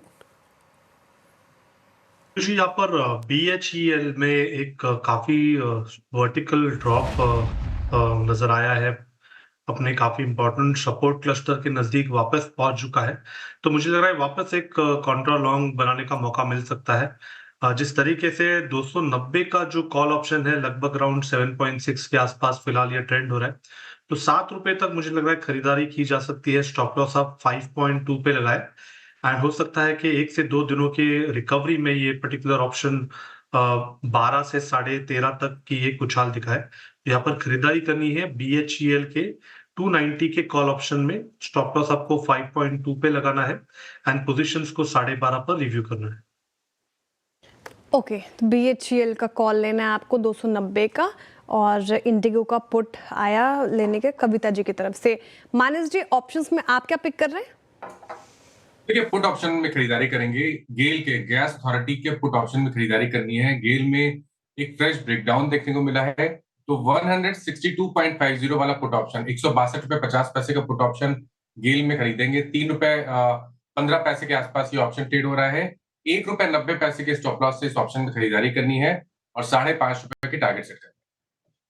ओके, मीनवाइल जो भेल गिरा है 8%, ये कोइंसाइड हुआ उस न्यूज़ के साथ जो रॉयटर्स की न्यूज़ आई थी कि चाइनीज़ फर्म्स को पावर प्रोजेक्ट के लिए शायद अलाउ करेंगे, और आई थिंक इसके बाद ये एकदम से BHEL गिरा और अब करीब 7.5% के करीब नीचे गिरता हुआ। इसको अभी कुछ देर में वापस एनालाइज करेंगे, लेकिन आशीष चतुर्वेदी, BHEL क्या व्यू है आपका इस स्टॉक पर? अनुज, देखिए, ओवरऑल जो हम देख रहे हैं कि पावर के साइड पे तो हम काफी बड़ा केपेक्स देख रहे हैं, और भेल obviously is the biggest beneficiary अगर से थर्मल पावर एडिशन जो हो रहा है उसको देखने मिले तो। बट जैसे आपने कहा ये न्यूज आई है, इस न्यूज को एनालाइज करना पड़ेगा, इसका इम्पैक्ट कितना हो सकता है, क्योंकि कॉम्पिटिटिव इंटेंसिटी बहुत ज्यादा बढ़ जाएगी अगर से चाइना इस तरह का एक पावर इक्विपमेंट सप्लाई करता है, क्योंकि वो सबसे बड़े कॉम्पिटिटर है भेल के लिए। और वहां पर अगर से कोई चेंज होता है तो डेफिनेटली PE मल्टीपल्स में डीरेटिंग होना शुरू होगी। तो मुझे लगता है थोड़ा वेट एंड वॉच इस समय पर रखना चाहिए स्टॉक के अंदर में। वेट एंड वॉच करने की सलाह BHEL में फिलहाल आशीष चतुर्वेदी जी कह रहे हैं। अब देखते हैं इस खबर को डिटेल में और समझेंगे कुछ देर में, लेकिन उसका एक इम्पैक्ट आप देखें, लगभग 0.8% की गिरावट के साथ कर रहा कारोबार। लेकिन कुछ काउंटर्स इनफैक्ट मैं पूछना चाह रही थी, एक बार डिक्सन रखेगा स्क्रीन पर, वायदा के टॉप गेनर्स में शुमार है आज 1.5% की तेजी के साथ। एक बार पूरा स्पेस रखें, एम्बर रखें, केन्स रखें, किस तरह के परफॉर्मेंस, क्योंकि पिछला 2025 काफ़ी वॉलेटाइल रहा इस पूरे स्पेस के लिए। लेकिन आशीष चतुर्वेदी जी, JP मॉर्गन की रिपोर्ट में देख रही थी, अभी भी बुलिश स्टैंस है उनका EMS स्पेस को लेकर। हालांकि टारगेट प्राइस कट किए हैं, लेकिन जो टारगेट्स आए हैं उसमें भी अगर आप देखें तो 50-60% का अपसाइड है। क्या 2026 में EMS स्पेस में एक स्टेबिलिटी, या फिर अगर दूसरे शब्दों में कहूँ तो मुनाफा दिखेगा? आपका व्यू क्या है EMS स्पेस को लेकर? तो देखिए श्रेया, एक चीज है कि PE मल्टीपल्स ऑलरेडी काफी करेक्ट हो चुके हैं, और ये क्वार्टर में जो हमें सबड्यूड परफॉर्मेंस हमें देखने को नजर आया, उसकी वजह से मार्केट ने कहीं ना कहीं इनके अंदर एक बड़ी डी रेटिंग की। बट गोइंग फॉरवर्ड जैसे हमारा मानना है कि EMS का जो स्टोरी है वो थोड़ी लॉन्ग टर्म है। 35 से 40% की ग्रोथ ये सेक्टर लंबे समय पे दिखा सकता है। अब यहाँ पर थोड़ा सेलेक्टिव होने की जरूरत है, जैसे हम सिरमा को पसंद करते हैं, क्योंकि हमें लगता है कि इस कंपनी के अंदर में जो डाइवर्सिफिकेशन है रेवेन्यू का वो काफी अच्छा बना हुआ है, बहुत सारे प्रोडक्ट मिक्स है, और जिसकी वजह से मार्जिन प्रोफाइल काफी इंप्रूव हुई है। तो ये हमें एक अच्छा बेनिफिशियरी नजर आता है पूरे EMS इंडस्ट्री के अंदर में। दूसरा स्टॉक जो हमें अच्छा लगता है एम्बर, क्योंकि एम्बर में हमारा ये मानना है कि जो AC की जो सेल्स थी वो पिछले 1-2 क्वार्टर में काफी खराब रही, और मॉनसून के एक्सटेंडेड होने की वजह से AC सेल्स कहीं ना कहीं ड्रॉप हुई थी। अब क्योंकि गोइंग फॉरवर्ड हमें लगता है AC सेल्स के अंदर में अच्छी खासी डिमांड आएगी, और वो डिमांड आते ही एम्बर एक बड़ा बेनिफिशियरी होगा उस पूरे ट्रेंड का। तो मुझे लगता है सिरमा और एम्बर, ये 2 स्टॉक EMS में हमें अभी भी पसंद है, और मुझे लगता है ये अट्रैक्टिव लेवल होंगे इन स्टॉक्स के अंदर में एंटर होने के लिए। ओके, चलिए अब एक काम करते हैं, आपको सोने और चांदी की बात बताते हैं। यहाँ पर काफ़ी गिरावट है, कुछ फैक्टर्स यहाँ पर, टेक्निकल फैक्टर्स, मनीषा से जानते हैं। मनीषा जी बताइए। जी हाँ, ओवरनाइट बाजार में एक मुनाफा वसूली हमने मेटल्स में आते हुए देखी है। सारे मेटल्स में गिरावट है, लेकिन चांदी में कुछ ज़्यादा है। वो इसलिए क्योंकि चांदी ने आपको उस तरह के रिटर्न्स भी दिए। पिछले साल 150% चढ़ने के बाद इस साल भी चांदी ऑलमोस्ट 10% की बढ़त इस साल में दिखा चुकी है। हमने ऑल टाइम हाइज देखे यहाँ पर $83 पर आउंस के। भारतीय बाजारों में फिलहाल 76 पे कारोबार हो रहा है। भारतीय बाजारों की अगर बात करें तो यहाँ पर हमने 2,60,000 के लेवल्स छूने के बाद वहाँ से फिर 20,000 रुपए की गिरावट आते हुए देखी है। ये इसलिए भी है क्योंकि जो फंड्स हैं वो अपना एलोकेशन कर रहे हैं अगले साल के लिए, वेटेजेस यहाँ पर रीअलाइन की जा रही हैं और मेजरली तो यहाँ पर जो ब्लूमबर्ग कमोडिटी इंडेक्स है वहाँ पर एनुअल रीबैलेंसिंग है जो जनवरी 8 से लेकर जनवरी 16 तक होने वाली है और बाजार को लगता है कि इस पीरियड के बीच में मुनाफा वसूली और कुछ वॉलेटिलिटी हम यहाँ पर चांदी के प्राइसेस में देख सकते हैं। इंटरेस्टिंगली एक भी कमोडिटी की जो वेटेज है वो 15% से ज़्यादा नहीं होनी चाहिए। एज ऑफ नाउ सोने की वेटेज 20% है, चांदी जिसकी वेटेज 9% होनी चाहिए थी 15% हो चुकी है, तो काफ़ी हद तक हमने इसे डबल होते हुए देखा है। तो इसको थोड़ा सा अलाइन करना होगा, ये हर साल होता है, ये एक प्रोसेस है जो पूरा किया जाएगा अगले एक हफ्ते में और इस समय में कुछ गिरावट देखने को मिल सकती है। अगर काफ़ी सारे बैंक्स की माने तो सिटी को लगता है कि $6.8 बिलियन का आउटफ्लो हम यहाँ पर सोने में से इकलौता यहाँ पर आता हुआ देखेंगे, तो यहाँ कुछ मुनाफा वसूली रहेगी। सोसाइटी जनरल का मानना है कि $5 बिलियन का आउटफ्लो सोने और चांदी दोनों में से देखने को मिलेगा इस पीरियड के बीच में। टीडी सिक्योरिटीज का मानना है कि यहाँ पर 13% का जो ओपन इंटरेस्ट है कॉमेक्स सिल्वर में उसको आप यहाँ पर बिकता हुआ देखेंगे। डॉइचे बैंक का मानना है कि 2.4 मिलियन आउंसेस का जो गोल्ड है वो आप यहाँ पर बिकता हुआ देखेंगे बाजार में। गोल्डमैन सैक्स कहता है कि $5.5 बिलियन गोल्ड और $5 बिलियन जितनी चांदी के आउटफ्लोज यानी कि बिकवाली यहाँ पर देखने को मिलेगी ये इंडेक्स रीबैलेंसिंग के चक्कर में, तो प्राइसेस उस वजह से यहाँ पर नीचे गिर सकते हैं। लेकिन सैक्सो बैंक मानता है कि ये जो भी रीबैलेंसिंग एक्ट है जो अगले हफ्ते 10 दिन में पूरी हो जाएगी और वहाँ जो भी गिरावट देखने को मिली वहाँ पर आपको सोना चांदी कॉपर ये सारे मेटल्स बाय करने चाहिए क्योंकि जो स्ट्रक्चरल फंडामेंटल्स हैं उसमें यहाँ पर कोई चेंज नहीं है। Deficit, strong demand, dollar weakness, geopolitical tensions, tariff concerns, ये सारी की सारी चिंताएं अभी भी यहाँ पर बनी हुई हैं, लेकिन ये सारे के सारे मेटल्स बहुत ज़्यादा चढ़ चुके थे और अब रीबैलेंसिंग के चलते जो बहुत ज़रूरी प्रॉफिट टेकिंग या करेक्शन है वो बाजार में आती हुई नजर आएगी। ऑलराइट, शुक्रिया मनीषा, तो ये पूरी की पूरी जानकारी हमारे सामने रखने के लिए। लेकिन मीनवाइल एक बार वापस BHEL लेकर आइए क्योंकि अब ये स्टॉक ऑलमोस्ट जो है ये लोअर सर्किट की तरफ बढ़ रहा है। जी हाँ, 8% नीचे है ये BHEL का स्टॉक। स्टॉक दिखाइए मुझे जरा BHEL का एक बार रिविजिट करते हैं इसको।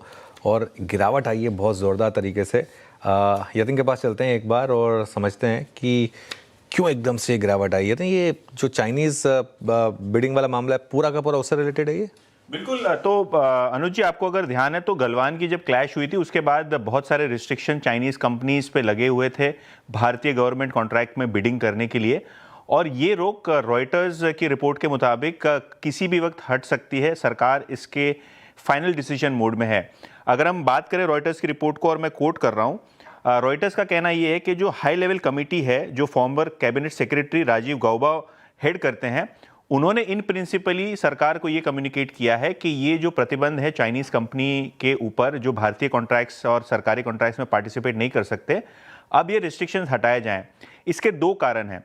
सबसे पहला कि 200 से $250 बिलियन के भारतीय प्रोजेक्ट्स चाइनीज़ सप्लाई चेन की गड़बड़ी की वजह से कंप्लीट नहीं हो पा रहे हैं। प्रोक्योरमेंट और सप्लाई चेन टूटी हुई हैं और कहीं ना कहीं इसको अब दुरुस्त करने की ज़रूरत है क्योंकि प्रोजेक्ट्स डिले हो रहे हैं। दो सेक्टर्स पर्टिकुलरली जहां सबसे बड़ा इंपैक्ट आ सकता है आर्टिकल के हिसाब से, सबसे पहले है पावर सेक्टर। देखिए, थर्मल पावर प्लांट्स की बात करें तो इसके पहले जो भी प्राइवेट सेक्टर और सरकारी सेक्टर के प्रोजेक्ट्स थे, चाइनीज़ कंपनीज का दबदबा था क्योंकि टरबाइन से लेके पूरा EPC कॉन्ट्रैक्ट वो लेते थे काफ़ी सस्ते दामों में, और ऑब्वियसली इससे डोमेस्टिक फर्म्स का कॉम्पिटिशन बढ़ता है, मार्जिन घटते हैं। और BHEL अजम्पशन बाजार का ये था कि Chinese competition short term to medium term में नहीं आएगा, लेकिन ये न्यूज़ रिपोर्ट के बाद अब लग रहा है कि कंपटीशन बढ़ेगा। दूसरी बात जो आर्टिकल में कही गई है कि जो चाइनीज़ कंपनी है CRRC, जो रेलवे के कॉन्ट्रैक्ट से बेदखल की गई थी, उसको डिस्क्वालीफाई किया गया था, वो भी अब आगे जाके इस कॉन्ट्रैक्ट में पार्टिसिपेट कर पाएगी। तो अगर हम सीमेंट्स की भी बात करें तो ये स्टॉक में भी एक 4-5% का फॉल दिख रहे हैं रॉयटर्स के रिपोर्ट के बाद, क्योंकि रेलवे भी एक ऐसा सेक्टर है जहां बहुत सारी चाइनीज़ कंपनियों को दूर रखा गया था और उनके पास टेक्नोलॉजी और कॉस्ट की एफिशिएंसी है, जिसके कारण सरकारी एजेंसीज और सरकारी कमेटी को लगता है कि यहाँ भी कहीं ना कहीं रोक हटानी चाहिए, जिसके कारण चाइनीज़ कंपनी भी रेलवे के कॉन्ट्रैक्ट्स में पार्टिसिपेट कर सकें। तो दोनों ही स्टॉक्स अगर आप देखें, BHEL और सीमेंस, इनफैक्ट L&T भी अगर आप देखें तो हायर लेवल से यहाँ भी थोड़ा बहुत प्रेशर आपको बनता हुआ नजर पड़ रहा है। मुझे याद आता है यतिन, 2008 में और 6-7 में मेरे ख्याल से BHEL इंडेक्स का काउंटर हुआ करता था। बीएचएल की कोलैप्स होने की कहानी ही चाइनीज पावर इक्विपमेंट से शुरू हुई थी ना, जब इनकी कुछ टर्बाइन्स फेल हुई थी और बहुत एग्रेसिव प्राइसिंग थी चाइनीज इक्विपमेंट की, है ना? मैं सही हूँ ना? काफी हद तक ये थे इस पे। बिल्कुल। और अगर हम बात करें ना, तो बीएचईएल बहुत सारे डोमेस्टिक कॉन्ट्रैक्ट जीतती थी क्योंकि चाइनीज कंपनीज अवे थी। लेकिन अभी अगर आप देखें तो अजम्पशन ये था कि मार्जिन रिकवरी होगी, कंपनी प्रॉफिटेबल होगी। तो अभी क्योंकि चाइनीज कंपटीशन को अलाउ करेगी सरकार फिर से एक बार, तो सीमेंस, एलएनटी, बीएचईएल जो पावर सेक्टर से लेके रेलवे सेक्टर में बिडिंग करते हैं, बहुत सारे प्रोजेक्ट्स ये लोग एग्जीक्यूट करते हैं, सारे के सारे जगह पे आप देख रहे हैं कि एक पैनिक सेलिंग सी है। क्योंकि जैसे कि मैंने कहा, रिपोर्ट ये बता रही है रॉयटर्स की कि जो हाई पावर्ड कमिटी है, cabinet secretary, farmer cabinet secretary की जो हेडिंग, इन्होंने इन प्रिंसिपली सरकार को ये कम्युनिकेट कर दिया है कि चाइनीज प्लेयर्स को फिर से एक बार भारतीय कॉन्ट्रैक्ट्स में बिड करने के लिए अलाउ कर दिया जाना चाहिए। ओके, बहुत शुक्रिया यतिन जी, ये पूरी तस्वीर और जानकारी एकदम अच्छी तरीके से बताने के लिए और बिग ब्रेकिंग समझाने के लिए। आखिर हो क्या रहा है ये और इस सारे स्टॉक्स पर कैसा असर पड़ता हुआ फिलहाल।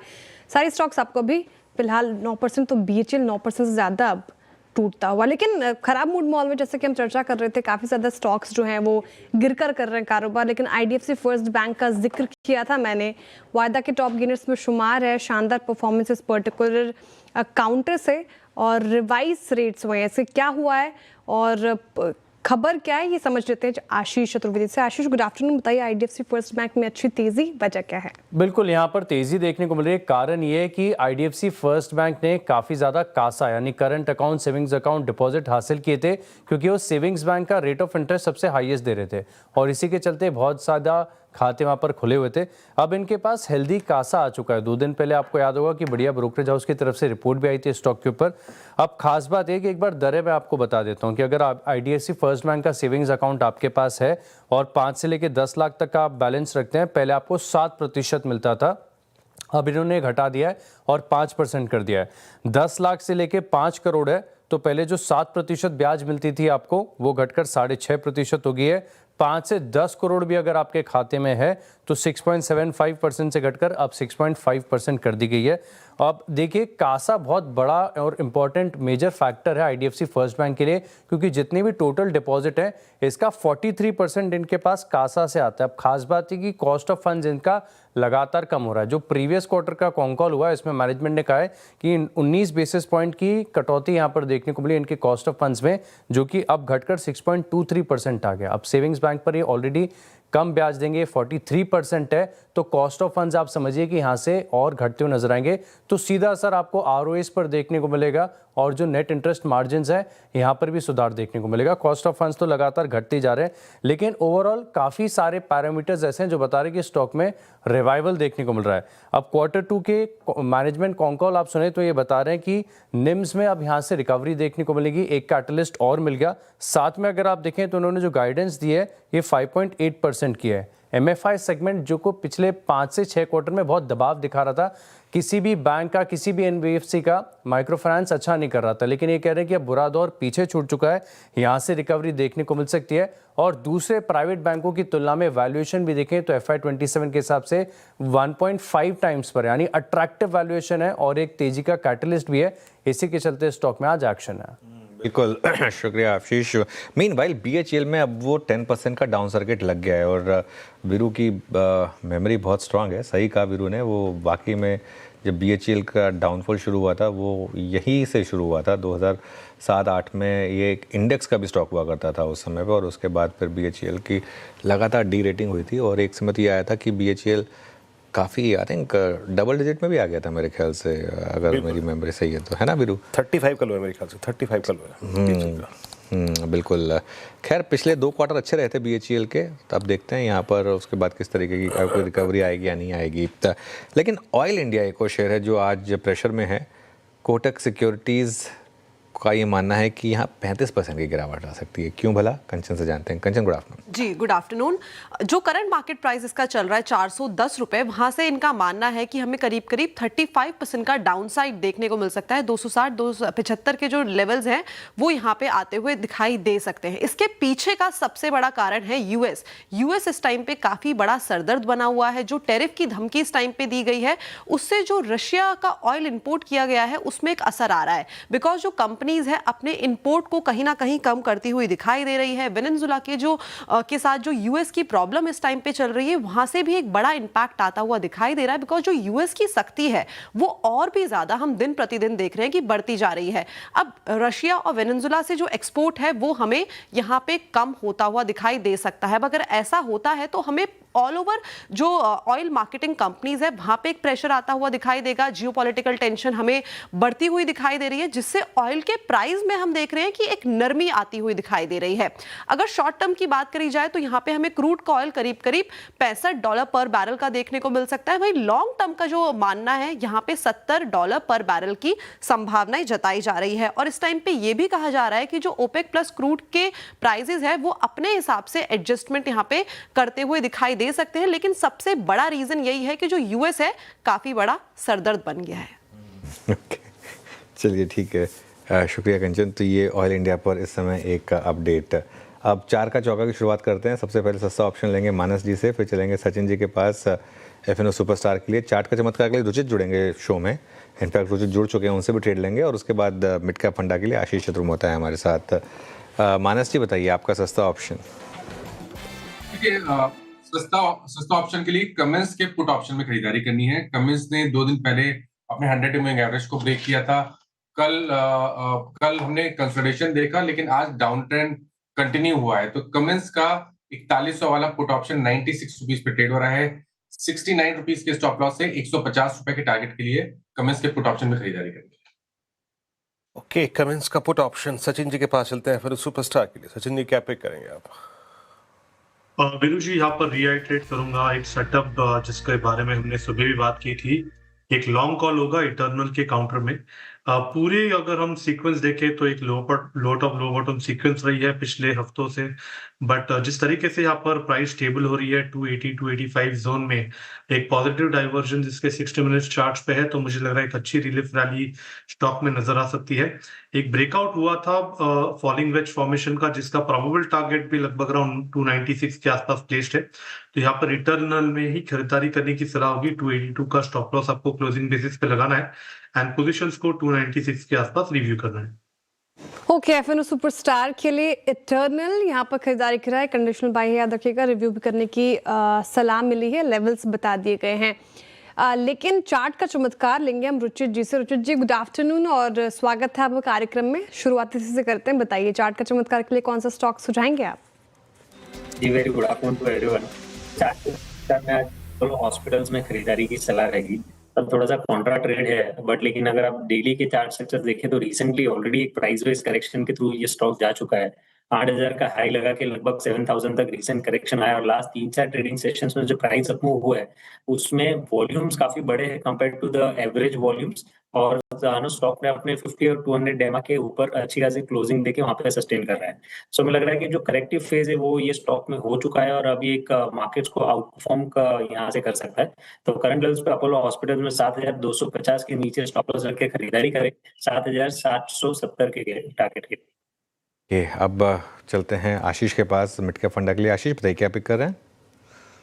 तो अनुज, मैं जाना चाहूंगा भारत डायनामिक्स लिमिटेड के साथ। मुझे लगता है कि बजट है उसमें कैपिटल आउटले काफी स्ट्रांग रहेगा और अगर से भारत डायनामिक्स की पोजीशन देखें तो ये ऑलमोस्ट 23,000 करोड़ की ऑर्डर बुक पे इस समय कंपनी बैठी है, जो कि मोटा मोटी 4.5 times order book to bill की एक रेवेन्यू विजिबिलिटी इंडिकेट कर रहा है। और इस साल में आपने देखा होगा करीब 6,700 करोड़ रुपए के नए ऑर्डर कंपनी को मिले और जिसके अंदर में ऑलमोस्ट 1700 करोड़ के एक्सपोर्ट ऑर्डर्स हैं, जो कि मोटा मोटी 5% टोटल टॉप लाइन का है। तो इसका मतलब एक्सपोर्ट अपॉर्चुनिटी भी कंपनी के लिए काफी अच्छे से बढ़ती हुई नजर आ रही है। और हमारा ये मानना है कि धीरे धीरे कंपनी अपना जो R&D स्पेंडिंग है उसको काफी बढ़ा रहा है। तो 6% से R&D की जो स्पेंडिंग है वो गोइंग फॉरवर्ड 9% पे जाएगी, जिसकी वजह से हमें लगता है कि टेक्नोलॉजिकल साइड पे भी कंपनी काफी डेवलप करेगी। और इस समय पे ऑलमोस्ट 90% जो प्रोडक्ट है वो इंडिजिनाइज्ड हो चुके हैं, जिसकी वजह से मार्जिन प्रोफाइल भी इंप्रूव होगी। तो इस सबको ध्यान में रखते हुए मुझे लगता है कि भारत डायनामिक्स अच्छा परफॉर्म कर सकता है।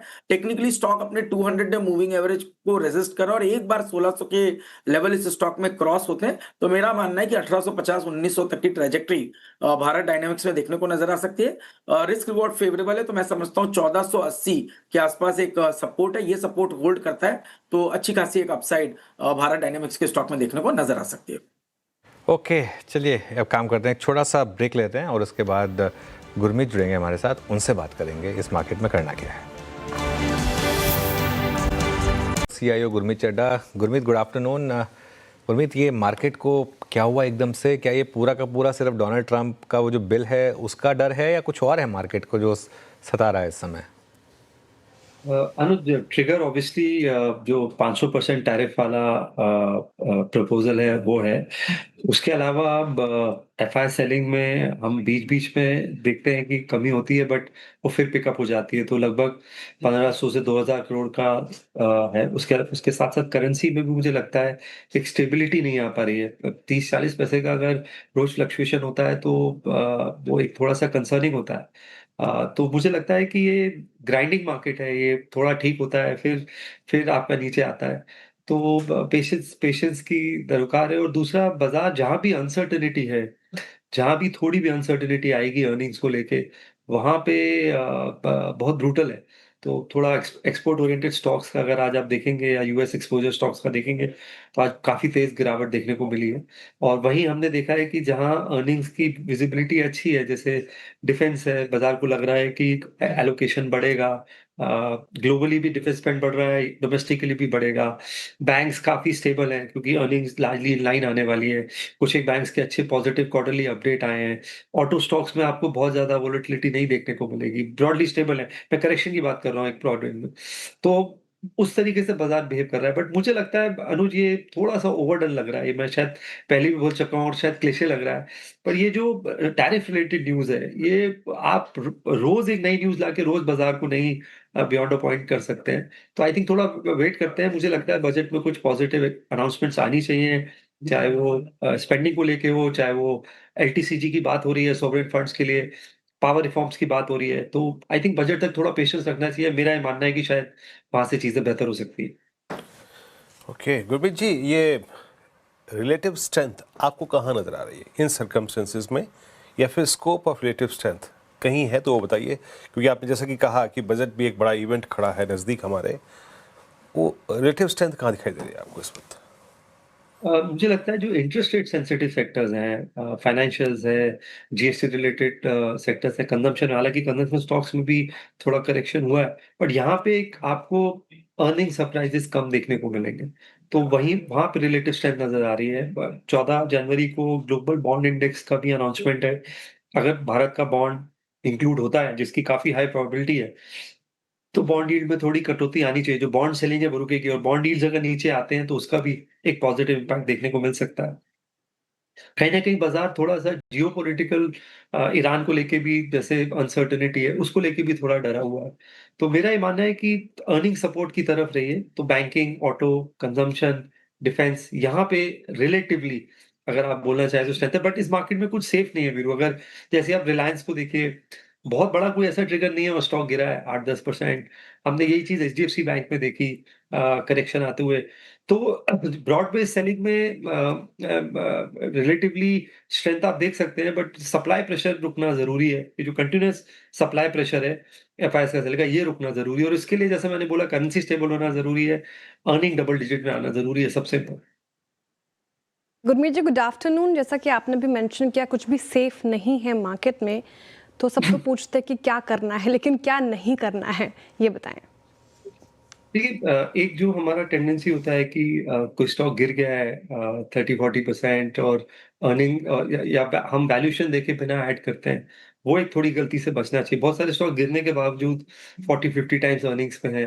तो और आप देखिए, ऐसा नहीं है कि ट्रेंड के नंबर खराब थे या एवेन्यू सुपरमार्ट के नंबर अच्छे नहीं है, ग्रोथ कम हुई है। और जब ग्रोथ कम होती है तो डी रेटिंग होती है। तो जहां पे डी रेटिंग होने की संभावना है वहां मत जाइए डिस्पाइट प्राइस करेक्शन। जहां पे री रेटिंग की संभावना है, अर्निंग बढ़ने की संभावना और करेक्शन आया है, वहां पे रहिए। जैसे फाइनेंशियल्स हैं, इंटरेस्ट रेट सेंसिटिव सेक्टर्स हैं, कंजम्पशन है। इसके अलावा थोड़ा सा कमोडिटी एक्सपोजर भी रखिए, क्योंकि इतना वोलेटाइल वर्ल्ड है। कहीं ना कहीं मुझे लगता है हार्ड एसेट्स अच्छा करेंगे जब तक ये जियोपॉलिटिकल अनसर्टेनिटी चलती है। तो कोई भी अगर करेक्शन देखने को मिलता है प्रेशियस मेटल्स में, तो थोड़ा सा आप प्रेशियस मेटल्स भी पोर्टफोलियो में ऐड कर सकते हैं। हम म्यूचुअल फंड इंडस्ट्री आप देखिए चलिए 80 लाख करोड़ की है, और हम टेक्स्ट बुक एनालिसिस बोलता है कि 5% प्रेशियस मेटल्स होना चाहिए, लेकिन है नहीं उतना, शायद 1 या 1.5% ही है। तो थोड़ा सा बैलेंस पोर्टफोलियो रखिए और जैसा मैंने बोला, मुझे ऐसा लगता है कि 10 ईयर बॉन्ड बहुत जूसी है, तो थोड़ा बैलेंस रखेंगे तो अच्छा रहेगा। गुरमीत जी, जो वर्ल्ड वाइड एक रैली हो रही है डिफेंस स्टॉक्स में, इवन हमारे डिफेंस स्टॉक्स ने भी थोड़ा आउट परफॉर्म किया है। यहाँ से अगर 2-3 डिफेंस स्टॉक्स पिक करने हो, पहली बात तो आप करेंगे क्या, और यस तो कौन से होंगे? अनुज, हमारे पोर्टफोलियो में 3 डिफेंस स्टॉक्स हैं। सोलार इंडस्ट्रीज है जो कि हमारी बहुत पुरानी होल्डिंग है, लगभग पीएमएस पोर्टफोलियो में 3-3.5 साल पुरानी है। कंपनी पोर्टफोलियोज में लगभग 8-9 साल पुरानी होल्डिंग है। भारत इलेक्ट्रॉनिक्स बहुत अच्छा लग रहा है, ऑर्डर बुक लगभग 1 लाख करोड़ है, 26-27% का मार्जिन है और अक्रॉस जो भी ऑर्डर एओएन आया है, उसमें अक्रॉस बेनिफिट करेगा, चाहे वो मिसाइल्स हैं, सेंसर्स हैं, रेडार्स हैं। इसके अलावा मुझे लगता है सेन टेक्नोलॉजी में काफ़ी अच्छा करेक्शन आया है, क्योंकि सिमुलेटर्स थोड़ा सा बैक एंडेड हो जाता है। जब आपको इमीडिएट ऑपरेशन सिंदूर के बाद हमें रिप्लेनिशमेंट की ज़रूरत थी, तो आर्म्स एम्यूनिशन रिलेटेड ऑर्डर ज़्यादा आए, सिमुलेशन और बाकी रिलेटेड ऑर्डर्स कम आए, बट इनको और पेटेंट्स मिले हैं, तो ये एक अच्छा एडिशन हो सकता है। भारत डायनेमिक्स हमें अच्छा अच्छा लग रहा है, तो हमारा डिफेंस का वेट पोर्टफोलियो का करीबन 11-12% है और मेरे हिसाब से यहाँ पे आपको अर्निंग सपोर्ट भी अच्छा देखने को मिलेगा, फ्रेश ऑर्डर भी अच्छा देखने को मिलेगा और ओवरऑल एक जो आपने बात करी सेंटिमेंट और मोमेंटम की, वो भी अच्छा देखने को मिलेगा। प्लस करेक्शन भी आया है अनुज यहाँ पे अच्छा, तो काफ़ी सारे स्टॉक्स ठीक-ठाक वैल्यूएशंस पहले से थोड़े रीज़नेबल भी हुए। गुरमीत, अभी रॉयटर्स पे एक वायर पे खबर आई थी कि India plans to allow Chinese firm for power projects. ये बहुत ही नेगेटिव खबर है। इनफैक्ट अगर आप बीएचईएल के पर्सपेक्टिव से देखें, एलएनटी के पर्सपेक्टिव से देखें, और शायद मैं नाम ना ले पाऊँ, लेकिन कुछ ग्रुप्स तो कोलैप्स ही हो गए थे। चाइनीज़ फर्म का जो जो जो कंपेटिटिव एनवायरनमेंट था, जो प्राइसिंग थी, उनको वो उसका आगे खड़े ही नहीं हो पाए थे। आप इस खबर को एक पीएमएस मैनेजर के दृष्टिकोण से कैसे देख रहे हैं इस वक्त? मैं पूरा डिटेल में देखना चाहूँगा कि न्यूज़ बेस्ड हेडलाइंस पे रिएक्ट करना थोड़ी जल्दबाजी होगी। बट एल&टी और मार्केट का, जैसा मैंने बोला अभिरू जी, सेंटिमेंट जब वीक होता है तो स्लाइट लेस नेगेटिव न्यूज़ से स्टॉक ज़्यादा रिएक्ट करता है। एल&टी को लेके मैं आश्वस्त हूँ। दूसरा, हमें ये देखना पड़ेगा कहाँ पे L1 L2 की बिडिंग की क्या रिक्वायरमेंट्स होंगी, क्या क्राइटेरियाज हैं। अभी जैसे फॉर एग्जांपल आपने पढ़ा हो पिछले कुछ दिनों में ऑर्डरिंग और टेंडरिंग बढ़ी है। जैसे जो लॉइटरिंग एम्यूनिशन है उसमें बढ़ी है, जिसमें वो कह रहे हैं कि L1 L2 में 60-40 का रेशियो होगा। कुछ जगह गवर्नमेंट प्लस प्राइवेट पार्टिसिपेशन का जिक्र है। एल&टी ने इनफैक्ट जो अपॉर्चुनिटी साइज बताया है वो 10 लाख करोड़ का बताया है, जो आने वाले 12 महीने में। तो मैं बहुत ज्यादा वरी नहीं होऊंगा। प्लस मुझे लगता है कि बजट में आपको वापस से थोड़ा कैपेक्स इन्वेस्टमेंट देखने को मिलेगा, स्पेशली ट्रांसमिशन साइड पे एनर्जी के। इलेक्ट्रिसिटी बिल भी आ सकता है, जिसमें ट्रांसमिशन एक बहुत बड़ा बॉटलनेक है, उसको रिमूव करने की कोशिश होगी। तो मैं बहुत ज्यादा वरीड नहीं हूँ। ठीक है, चिंता की कोई बात नहीं है, लेकिन कई दफ़ा मैंने आपसे ये प्रश्न किया है गुरमीत जी, कोई कॉमर्स स्पेस को लेकर, इटर्नल, स्विगी, अब जेप्टो भी इस लिस्ट में शुमार हो जाएगा, और जिस तरीके से स्विगी पिछले कुछ सत्रों से टूटा है, इटर्नल में थोड़ी वोलेटिलिटी हमें देखने को मिल रही है, उतार चढ़ाव, और गिग वर्कर्स का भी एक न्यूज़ फ्लो रहा है। ऐसे मूड मॉल में कोई कॉमर्स, सिर्फ कोई कॉमर्स, इटर्नल, स्विगी की अगर बात करूँ तो आपका व्यू क्या बन रहा है? क्योंकि जब भी फंड रेज होगा, कॉम्पिटिटिव इंटेंसिटी बढ़ेगी, तो थोड़ा सा कैश बर्न हो सकता है और वहीं हमने देखा थोड़ा करेक्शन देखने को मिला इटर्नल में भी। हालांकि इटर्नल का कैश बर्न रिलेटिवली कम है और आप कह रहे हैं कि जेप्टो भी फाइल करेगा आईपीओ के लिए और फंड रेज होगा, तो कॉम्पिटिटिव इंटेंसिटी जब बढ़ती है तो थोड़ा सा रिएक्शन आता है। वो हमने ट्रेडिशनल सेक्टर्स में भी देखा है, पेंट्स है, केबल एंड वायर्स है। बट मुझे ये लगता है कि फिर इवेंचुअली 2 डोमिनेंट प्लेयर्स रह जाते हैं और जो 50% मार्केट शेयर क्रॉस करता है वो लंबे समय तक रहता है। ब्लिंकिट लगभग 46% पे है। तो हम इंटरनल को लेके कंस्ट्रक्टिव हैं, हम पेटीएम को लेके काफ़ी कंस्ट्रक्टिव हैं। फोकस वापस से कंपनी का आया है और incrementally quarter on quarter improvement देखने को मिल रही है यूनिट मैट्रिक्स में, लेंडिंग पोर्टफोलियो में, पेमेंट पोर्टफोलियो में। एट सम स्टेज यूपीआई भी मोनेटाइज होगा, इमीडिएटली शायद ना हो पॉलिटिकल कंपल्सन से, बट कभी ना कभी होगा। इसके अलावा हमें ग्रो अच्छा लगता है न्यू एज बिजनेसेस में, प्रॉफिटेबल एंटिटी है, ब्रोकिंग पे डिपेंडेंस कम हो रहा है, एमएफ बिजनेस भी उनका आया है, कमोडिटी ट्रेडिंग शुरू हो रही है, तो जो ब्रोकिंग का रेवेन्यू है 80-82% वो ग्रेजुअली धीरे धीरे कम होगा, तो वो हमें अच्छा लगता है। तो ये 3-4 न्यू एज बिजनेसेस हमारे पोर्टफोलियो में है। ओके, अच्छा, ये कल मिड कैप आईटी में अच्छी रैली हुई थी, आज लार्ज कैप आईटी कोलैप्स हो गया। आईटी को आप कैसे अप्रोच कर रहे हैं?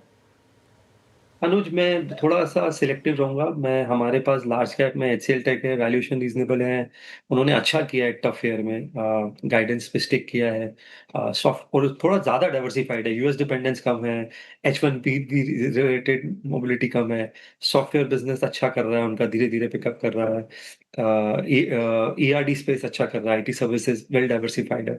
हमारे पास केपीआईटी है, मुझे लगता है ऑटो का ओवरऑल अपसाइड हमें लगता है आएगा आने वाले समय में, और केपीआईटी ने टफ एनवायरनमेंट में अच्छा काम किया। यूरोप रिलेटेड इश्यूज रहे हैं, बट ये कंपनी है जिसने टफ एनवायरनमेंट में अच्छा किया है।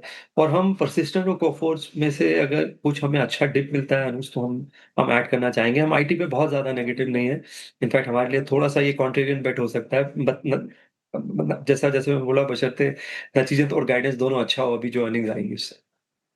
चलिए गुरमीत जी, बहुत बहुत शुक्रिया, आप इस कार्यक्रम में शामिल हुए, सभी सेक्टर्स पर राय रखी आपने और एक नज़र बनाए रखी है आप ट्रंप साहब पे, बहुत ज़रूरी है एज ए पीएमएस मैनेजर, है ना। चलते हैं अनुज के पास अब आज की रणनीति के लिए। अनुज, एक चीज़ जो पहली बार हो रही है 3 अक्टूबर के बाद फर्स्ट टाइम अनुज निफ्टी क्लोज कर रहा है बिलो 50 डे मार्क। कैसे अप्रोच करें इस अनुज इस ओपनिंग ये क्लोजिंग को, माफ़ कीजिएगा, और व्यू कल के लिए? कल तो फ्राइडे है। बिल्कुल, देखिए वीरू, मैं एक चीज़ कहूँगा यहाँ पर कि मार्केट में ना कुछ फेजेस आते हैं जिसमें पैसा बचाना ज़्यादा ज़रूरी होता है। ये वो वाला फेज़ है मार्केट का, तो कहते हैं ना आज बचेंगे तो कल लड़ेंगे, ये इस समय वो वाला फेज़ चल रहा है। और ऑनेस्टली अब हर 200 पॉइंट के मूव को एनालाइज करना आई थिंक थोड़ा सा अब शायद इलॉजिकल है, क्योंकि देखिए यही मार्केट फ्राइडे को 26,373 पर जब था तो किसने सोचा होगा कि 3 दिन में ये मार्केट 25,880 पर आ जाएगा, और सभी ने यही सोचा होगा कि तो बस आराम से लॉन्ग कैरी करिए और मार्केट पैसा बनाता रहेगा। और मैं तो ये कहूँगा कि इवन मैं अपने ऊपर ले रहा हूँ कि इवन हमें भी थोड़ा सा इस चीज़ को एनालाइज करने की ज़रूरत है कि क्या ज़रूरी है कि हर 100-200 पॉइंट के मूव को एनालाइज किया जाए। कुछ मार्केट रेंज में, बेसिकली एक रेंज में है मार्केट, 25,700 से लेकर 26,300 के करीब की एक रेंज में मार्केट फंसा हुआ है। इसमें बीच बीच में आप 26,300 पे जाते हैं तो यूफोरिया हो जाता है, बीच बीच में 25,700-800 पर आते हैं तो ऐसा लगता है कि जैसे दुनिया ख़त्म हो गई। दोनों में से कुछ भी नहीं है। जैसे कहते हैं ना कि या तो आप एकदम यही हो रहा है आजकल, या तो आप एकदम एक तरफ का व्यू है एकदम दूसरी तरफ का व्यू, बीच के व्यू की वैल्यू नहीं रही। जब इस समय वो बस रेंज मार्केट है और पैसा इस समय कमा रहा है सिर्फ एक ऑप्शन राइटर, वो अगर तमीज़ से काम कर रहा है तो उस तरीके से बस वो पैसा बना रहा है। बाजार एक, जैसे मैं कह रहा हूँ, एक रेंज में और रेंज में ही फंसा है। अब जैसे आज है और इसमें होगा क्या ना, आप कहीं जगह सही पढ़ेंगे, कई जगह गलत पढ़ेंगे, नेट 0 सन्नाटा। अब आज जैसे अब अच्छा लगता है ना हमको जब हम अपनी सही कॉल पिक करते हैं। जैसे आज ठीक है मेटल्स गिर गए सारे के सारे, लेकिन आज सुबह आईटी पर पॉजिटिव व्यू था, आईटी बहुत बुरी तरीके से गिरा, तो वहाँ पर गलत भी पड़ा व्यू। तो इसके लिए इसमें थोड़ा सा इस समय मार्केट को अपना लेवल फाइंड करने देने की ज़रूरत है। और जैसा मैं कह रहा हूँ, ज़रूरी नहीं है कि हर 200-300 पॉइंट के मूव को हम कोई नया ट्रेंड समझें।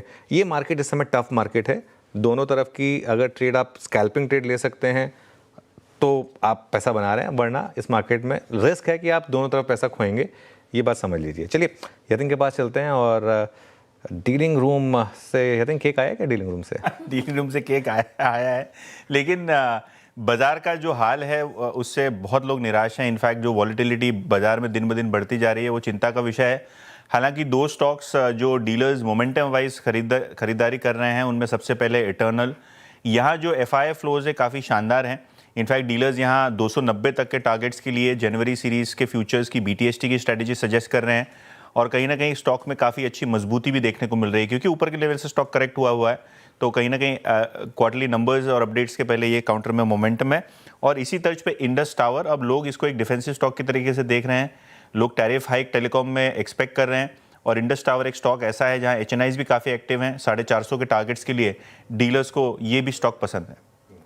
ओके, इटर्नल और इंडस टावर, मतलब मार्केट इतनी कड़वाहट घोल दी कि यतिन सर का केक भी अब उसको नहीं मिटा पा रहा। तो फिलहाल इटर्नल और इंडस टावर, ये 2 काउंटर्स रखे डीलर्स की तरफ से, ये फोकस में है। लेकिन हमारे पैनल क्या पिक कर रहे हैं, BTST या STBT, उनसे जानने की कोशिश करते हैं। रुचित जी, शुरुआत आपसे की जाएगी, बताइए क्या चुन रहे हैं आप, STBT या BTST?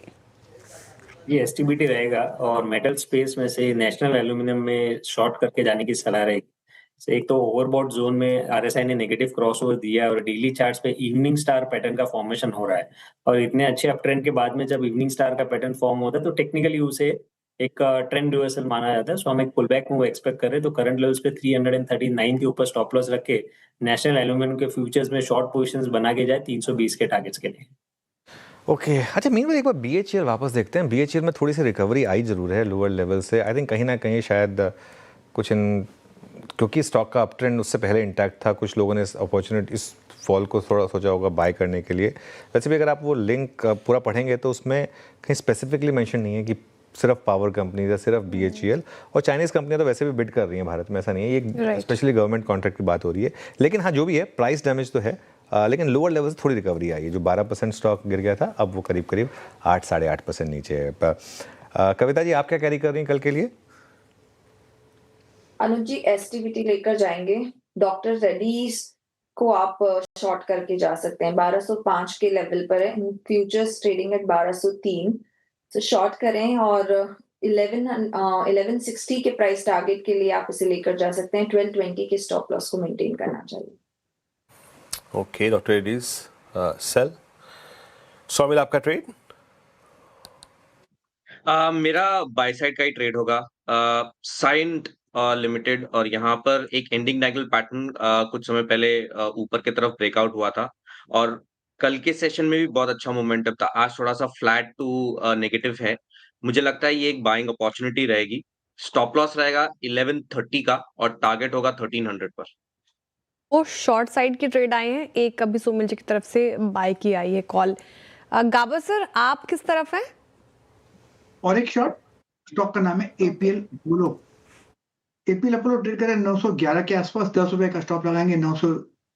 1911 पे ट्रेड कर रहे हैं, 1921 का स्टॉप लॉस लगाएंगे। पॉसिबल है कि 1875 देखने को मिल सकते हैं। एपीएल अपोलो यहाँ पर शॉर्ट करेंगे। एक स्ट्रॉन्ग स्टॉक है, ये भी बेयर्स की ग्रिप में आ रहा है। मानस जी, आपका लॉन्ग या शॉर्ट ट्रेड? देखिए, एक शॉर्ट ट्रेड है। आइनॉक्स विंड के फ्यूचर में बिकवाली करनी है। आइनॉक्स ने जस्ट कुछ मिनटों पहले एक फ्रेश ब्रेकडाउन दिया है, तो उसके फ्यूचर में बिकवाली करेंगे। 118 रुपए के आसपास के प्राइस चल रहे हैं। 121 रुपए का स्टॉप लॉस लगाएंगे। 112 रुपए तक के टारगेट्स पॉसिबल। चलिए, अब एक काम करते हैं, वीरू के पास चला जाए और जानते हैं कि आज की उनकी मार्केट ब्रेथ कैसी रही। वीरू, बताइए। बहुत ही कमज़ोर है अनुज, और मेरे शहर की जो कंपनी थी वो टॉप लूजर थी आज।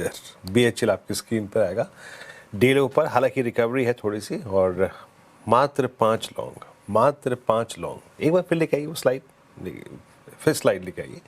मात्र 5 लॉन्ग, 3 में short covering. Look at short 164 even on the worst day. मैं बता रहा हूँ, सबसे बुरे दिनों में 2025 में मैंने ये ब्रेथ नहीं देखी थी डेरिवेटिव्स में। वो आज है लॉन्ग अनवाइंडिंग 41। इसे कहते हैं कंप्लीट कोलैप्स ऑफ कॉन्फिडेंस। खैर, वो जो मैंने बीएचईएल की बात कही वो याद रखिएगा, एक लाइटर नोट पे, मजाक में वो बात कही। आते हैं स्लाइड्स पे एक एक करके। लॉन्ग 5 जुटाना मुश्किल है आज। सोलार इंडस्ट्रीज, डिफेंस में बहुत स्ट्रॉन्ग बाइंग थी। SBI life, ICICI bank almost 4 महीने की हाईएस्ट ट्रैजेक्टरी में क्लोज हुआ। Indus tower, Vodafone idea. और डायरेक्टर साहब मुझे कान में बोल रहे हैं शॉर्ट कवरिंग नहीं दिखाऊंगा क्योंकि है ही नहीं स्टैट्स पूरे। Short buildup BHEL complete collapse news flow के बाद। हिंदुस्तान जिंक मेटल्स में कोलैप्स था। ये एचपीसीएल बीपीसीएल कंप्लीट कोलैप्स था। जिंदल स्टील, हिताची एनर्जी, इन सब में एक शॉर्टिंग हुई आज। और लॉन्ग अनवाइंडिंग प्रॉफिट्स में कैश जो कन्वर्ट हुए उसमें NMDC, Adani energy solution, yes bank, Petronet energy और टाटा टेक। यकीन मानिए अनुज, ये जरा ब्रेथ जो थी ना, इतनी खराब ब्रेथ मैंने कभी डेरिवेटिव्स में अपनी याद में रिसेंट में नहीं देखी थी। कोविड में भी नहीं? कोविड में देखी होगी शायद, बस कोविड में देखी थी। रिसेंट वाली बोल रहा हूँ ना, 2025 वाली।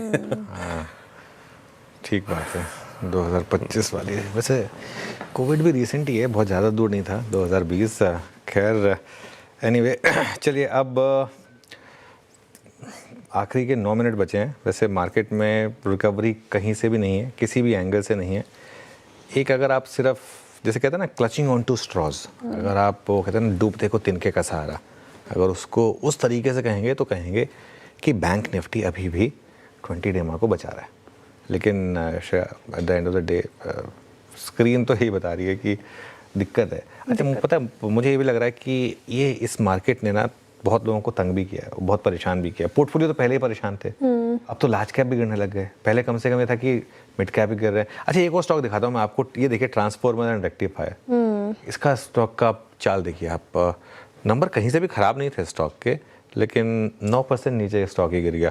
और इसका अगर आप चार्ट देखेंगे, इसमें 10x मूव आया था और उसके बाद इसमें बड़ा करेक्शन आया। आई थिंक इसका 1 साल का चार्ट है क्या, पिछले 1 साल का, ये देखिए है ना। तो कहीं ना कहीं पता नहीं मुझे, आई थिंक वो बीच में स्टॉक स्प्लिट थी, नहीं इसको हटा दीजिए। 12 महीने गलत है, वो बीच में स्टॉक स्प्लिट है शायद, इसको हटा दीजिए, ये रॉन्ग इन्फॉर्मेशन जनरेट करेगा।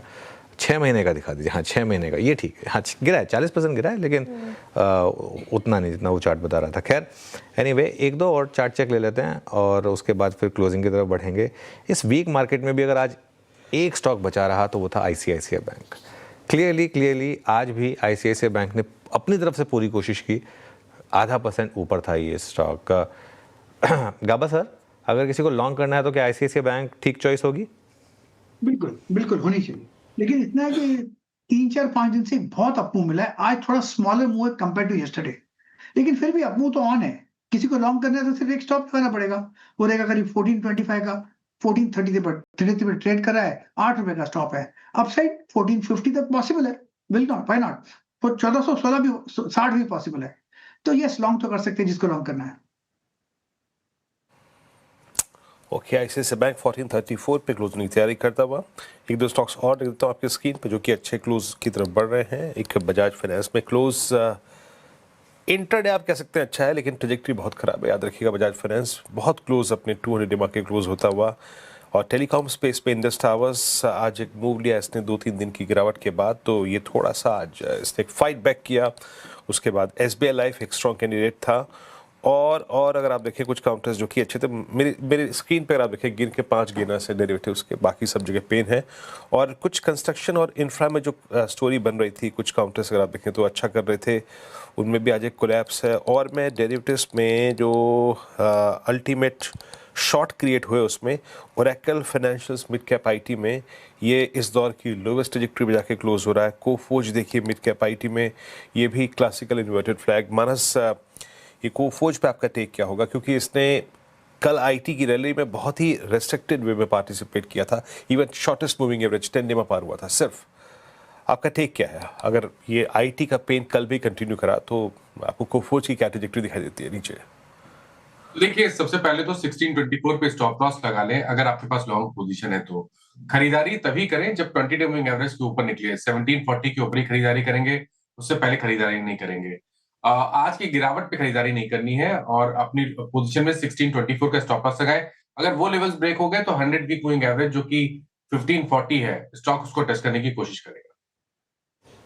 ओके, कोफोर्ज पे फिलहाल ये व्यू और मेटल के बाद कोई दूसरा स्पेस लुढ़का है बहुत ज़्यादा, तो दैट इज़ IT। 2% से ज़्यादा की गिरावट पूरे स्पेस में हमें देखने को मिली, मेटल देन IT।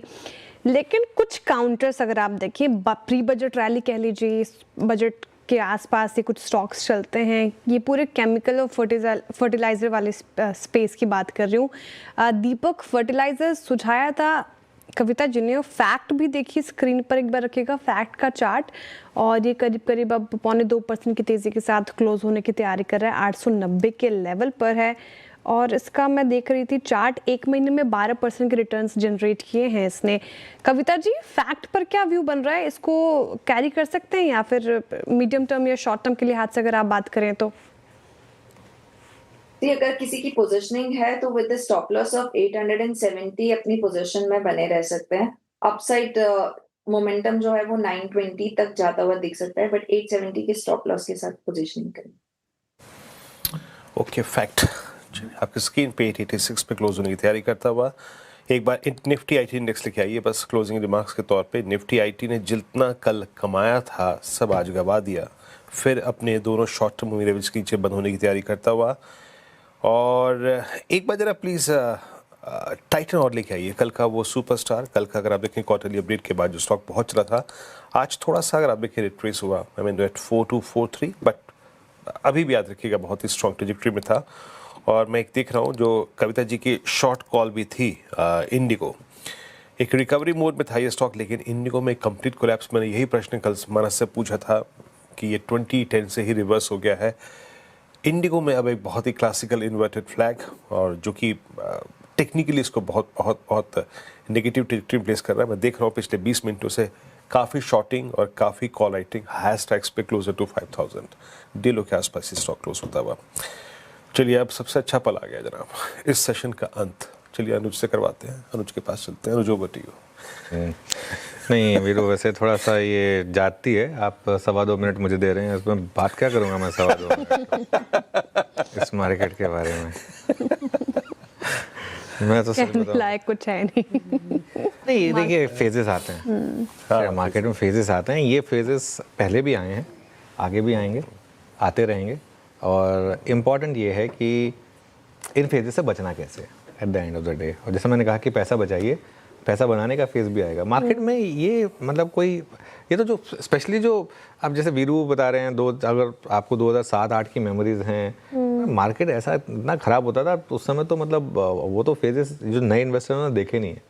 ये तो कुछ नहीं है मार्केट में, ये तो कोई, इसको तो गिरावट हम मानते ही नहीं है। इसको तो हम ये मानते हैं, जैसे अब जब हम बचपन में जब हम क्रिकेट खेलते थे तो फ्रैक्चर होना तो बहुत आम बात होती थी। आजकल तो हल्का सा खरोच आ जाए तो लोगों को लगता है कि पता नहीं, वो बच्चों को लगता है पता नहीं क्या हो गया। हमारे यहाँ तो जब फ्रैक्चर के नीचे तो चोट मानते ही नहीं थे। तो वो हमने तो वाली मार्केट्स देखी है जिसमें मतलब 5-5, 6-6, 7-7% निफ्टी गिरता था कई बार, और उसमें कोई मतलब बड़ी बात नहीं होती थी। 10-10, 20-20, 30-30% करेक्शन होती थी। खैर एनीवे, भगवान ना करे वो दिन वापस आए। Let's go back to screen. 273 point Nifty नीचे आया, 1% नीचे था। बैंक निफ्टी करीब 0.5% नीचे था, लेकिन असली डैमेज आज आईटी में था। करीब 2% आईटी इंडेक्स नीचे था। मिड कैप करीब 2% नीचे आज की ट्रेड में। स्मॉल कैप करीब 2.25% नीचे गिरा। इसके अलावा एडवांस डिक्लाइन देखिए आप, जैसे वीरू कह रहे थे, काफ़ी ख़राब था आज मार्केट ब्रेथ। 1:5 से भी ख़राब था, 450 वर्सेस 25. अब देखते हैं जरा आज के सेक्टोरल लूजर्स यहाँ पर किस तरीके के मूव्स थे। निफ्टी मेटल 3.5% नीचे था, energy 3%, oil and gas 3%, capital goods 2.5%, capital market 2% और पीएसयू बैंक यहाँ पर भी करीब 2% की गिरावट थी। ये ना नहीं था आज। तो खैर फिर निफ्टी के लूजर्स पर आ जाते हैं। निफ्टी लूजर्स में सबसे ऊपर हिंडाल्को, फिर Jio Financial, ONGC, Wipro, Tech Mahindra और टीसीएस। क्या ज़बरदस्त गिरावट थी आज आईटी स्टॉक्स में।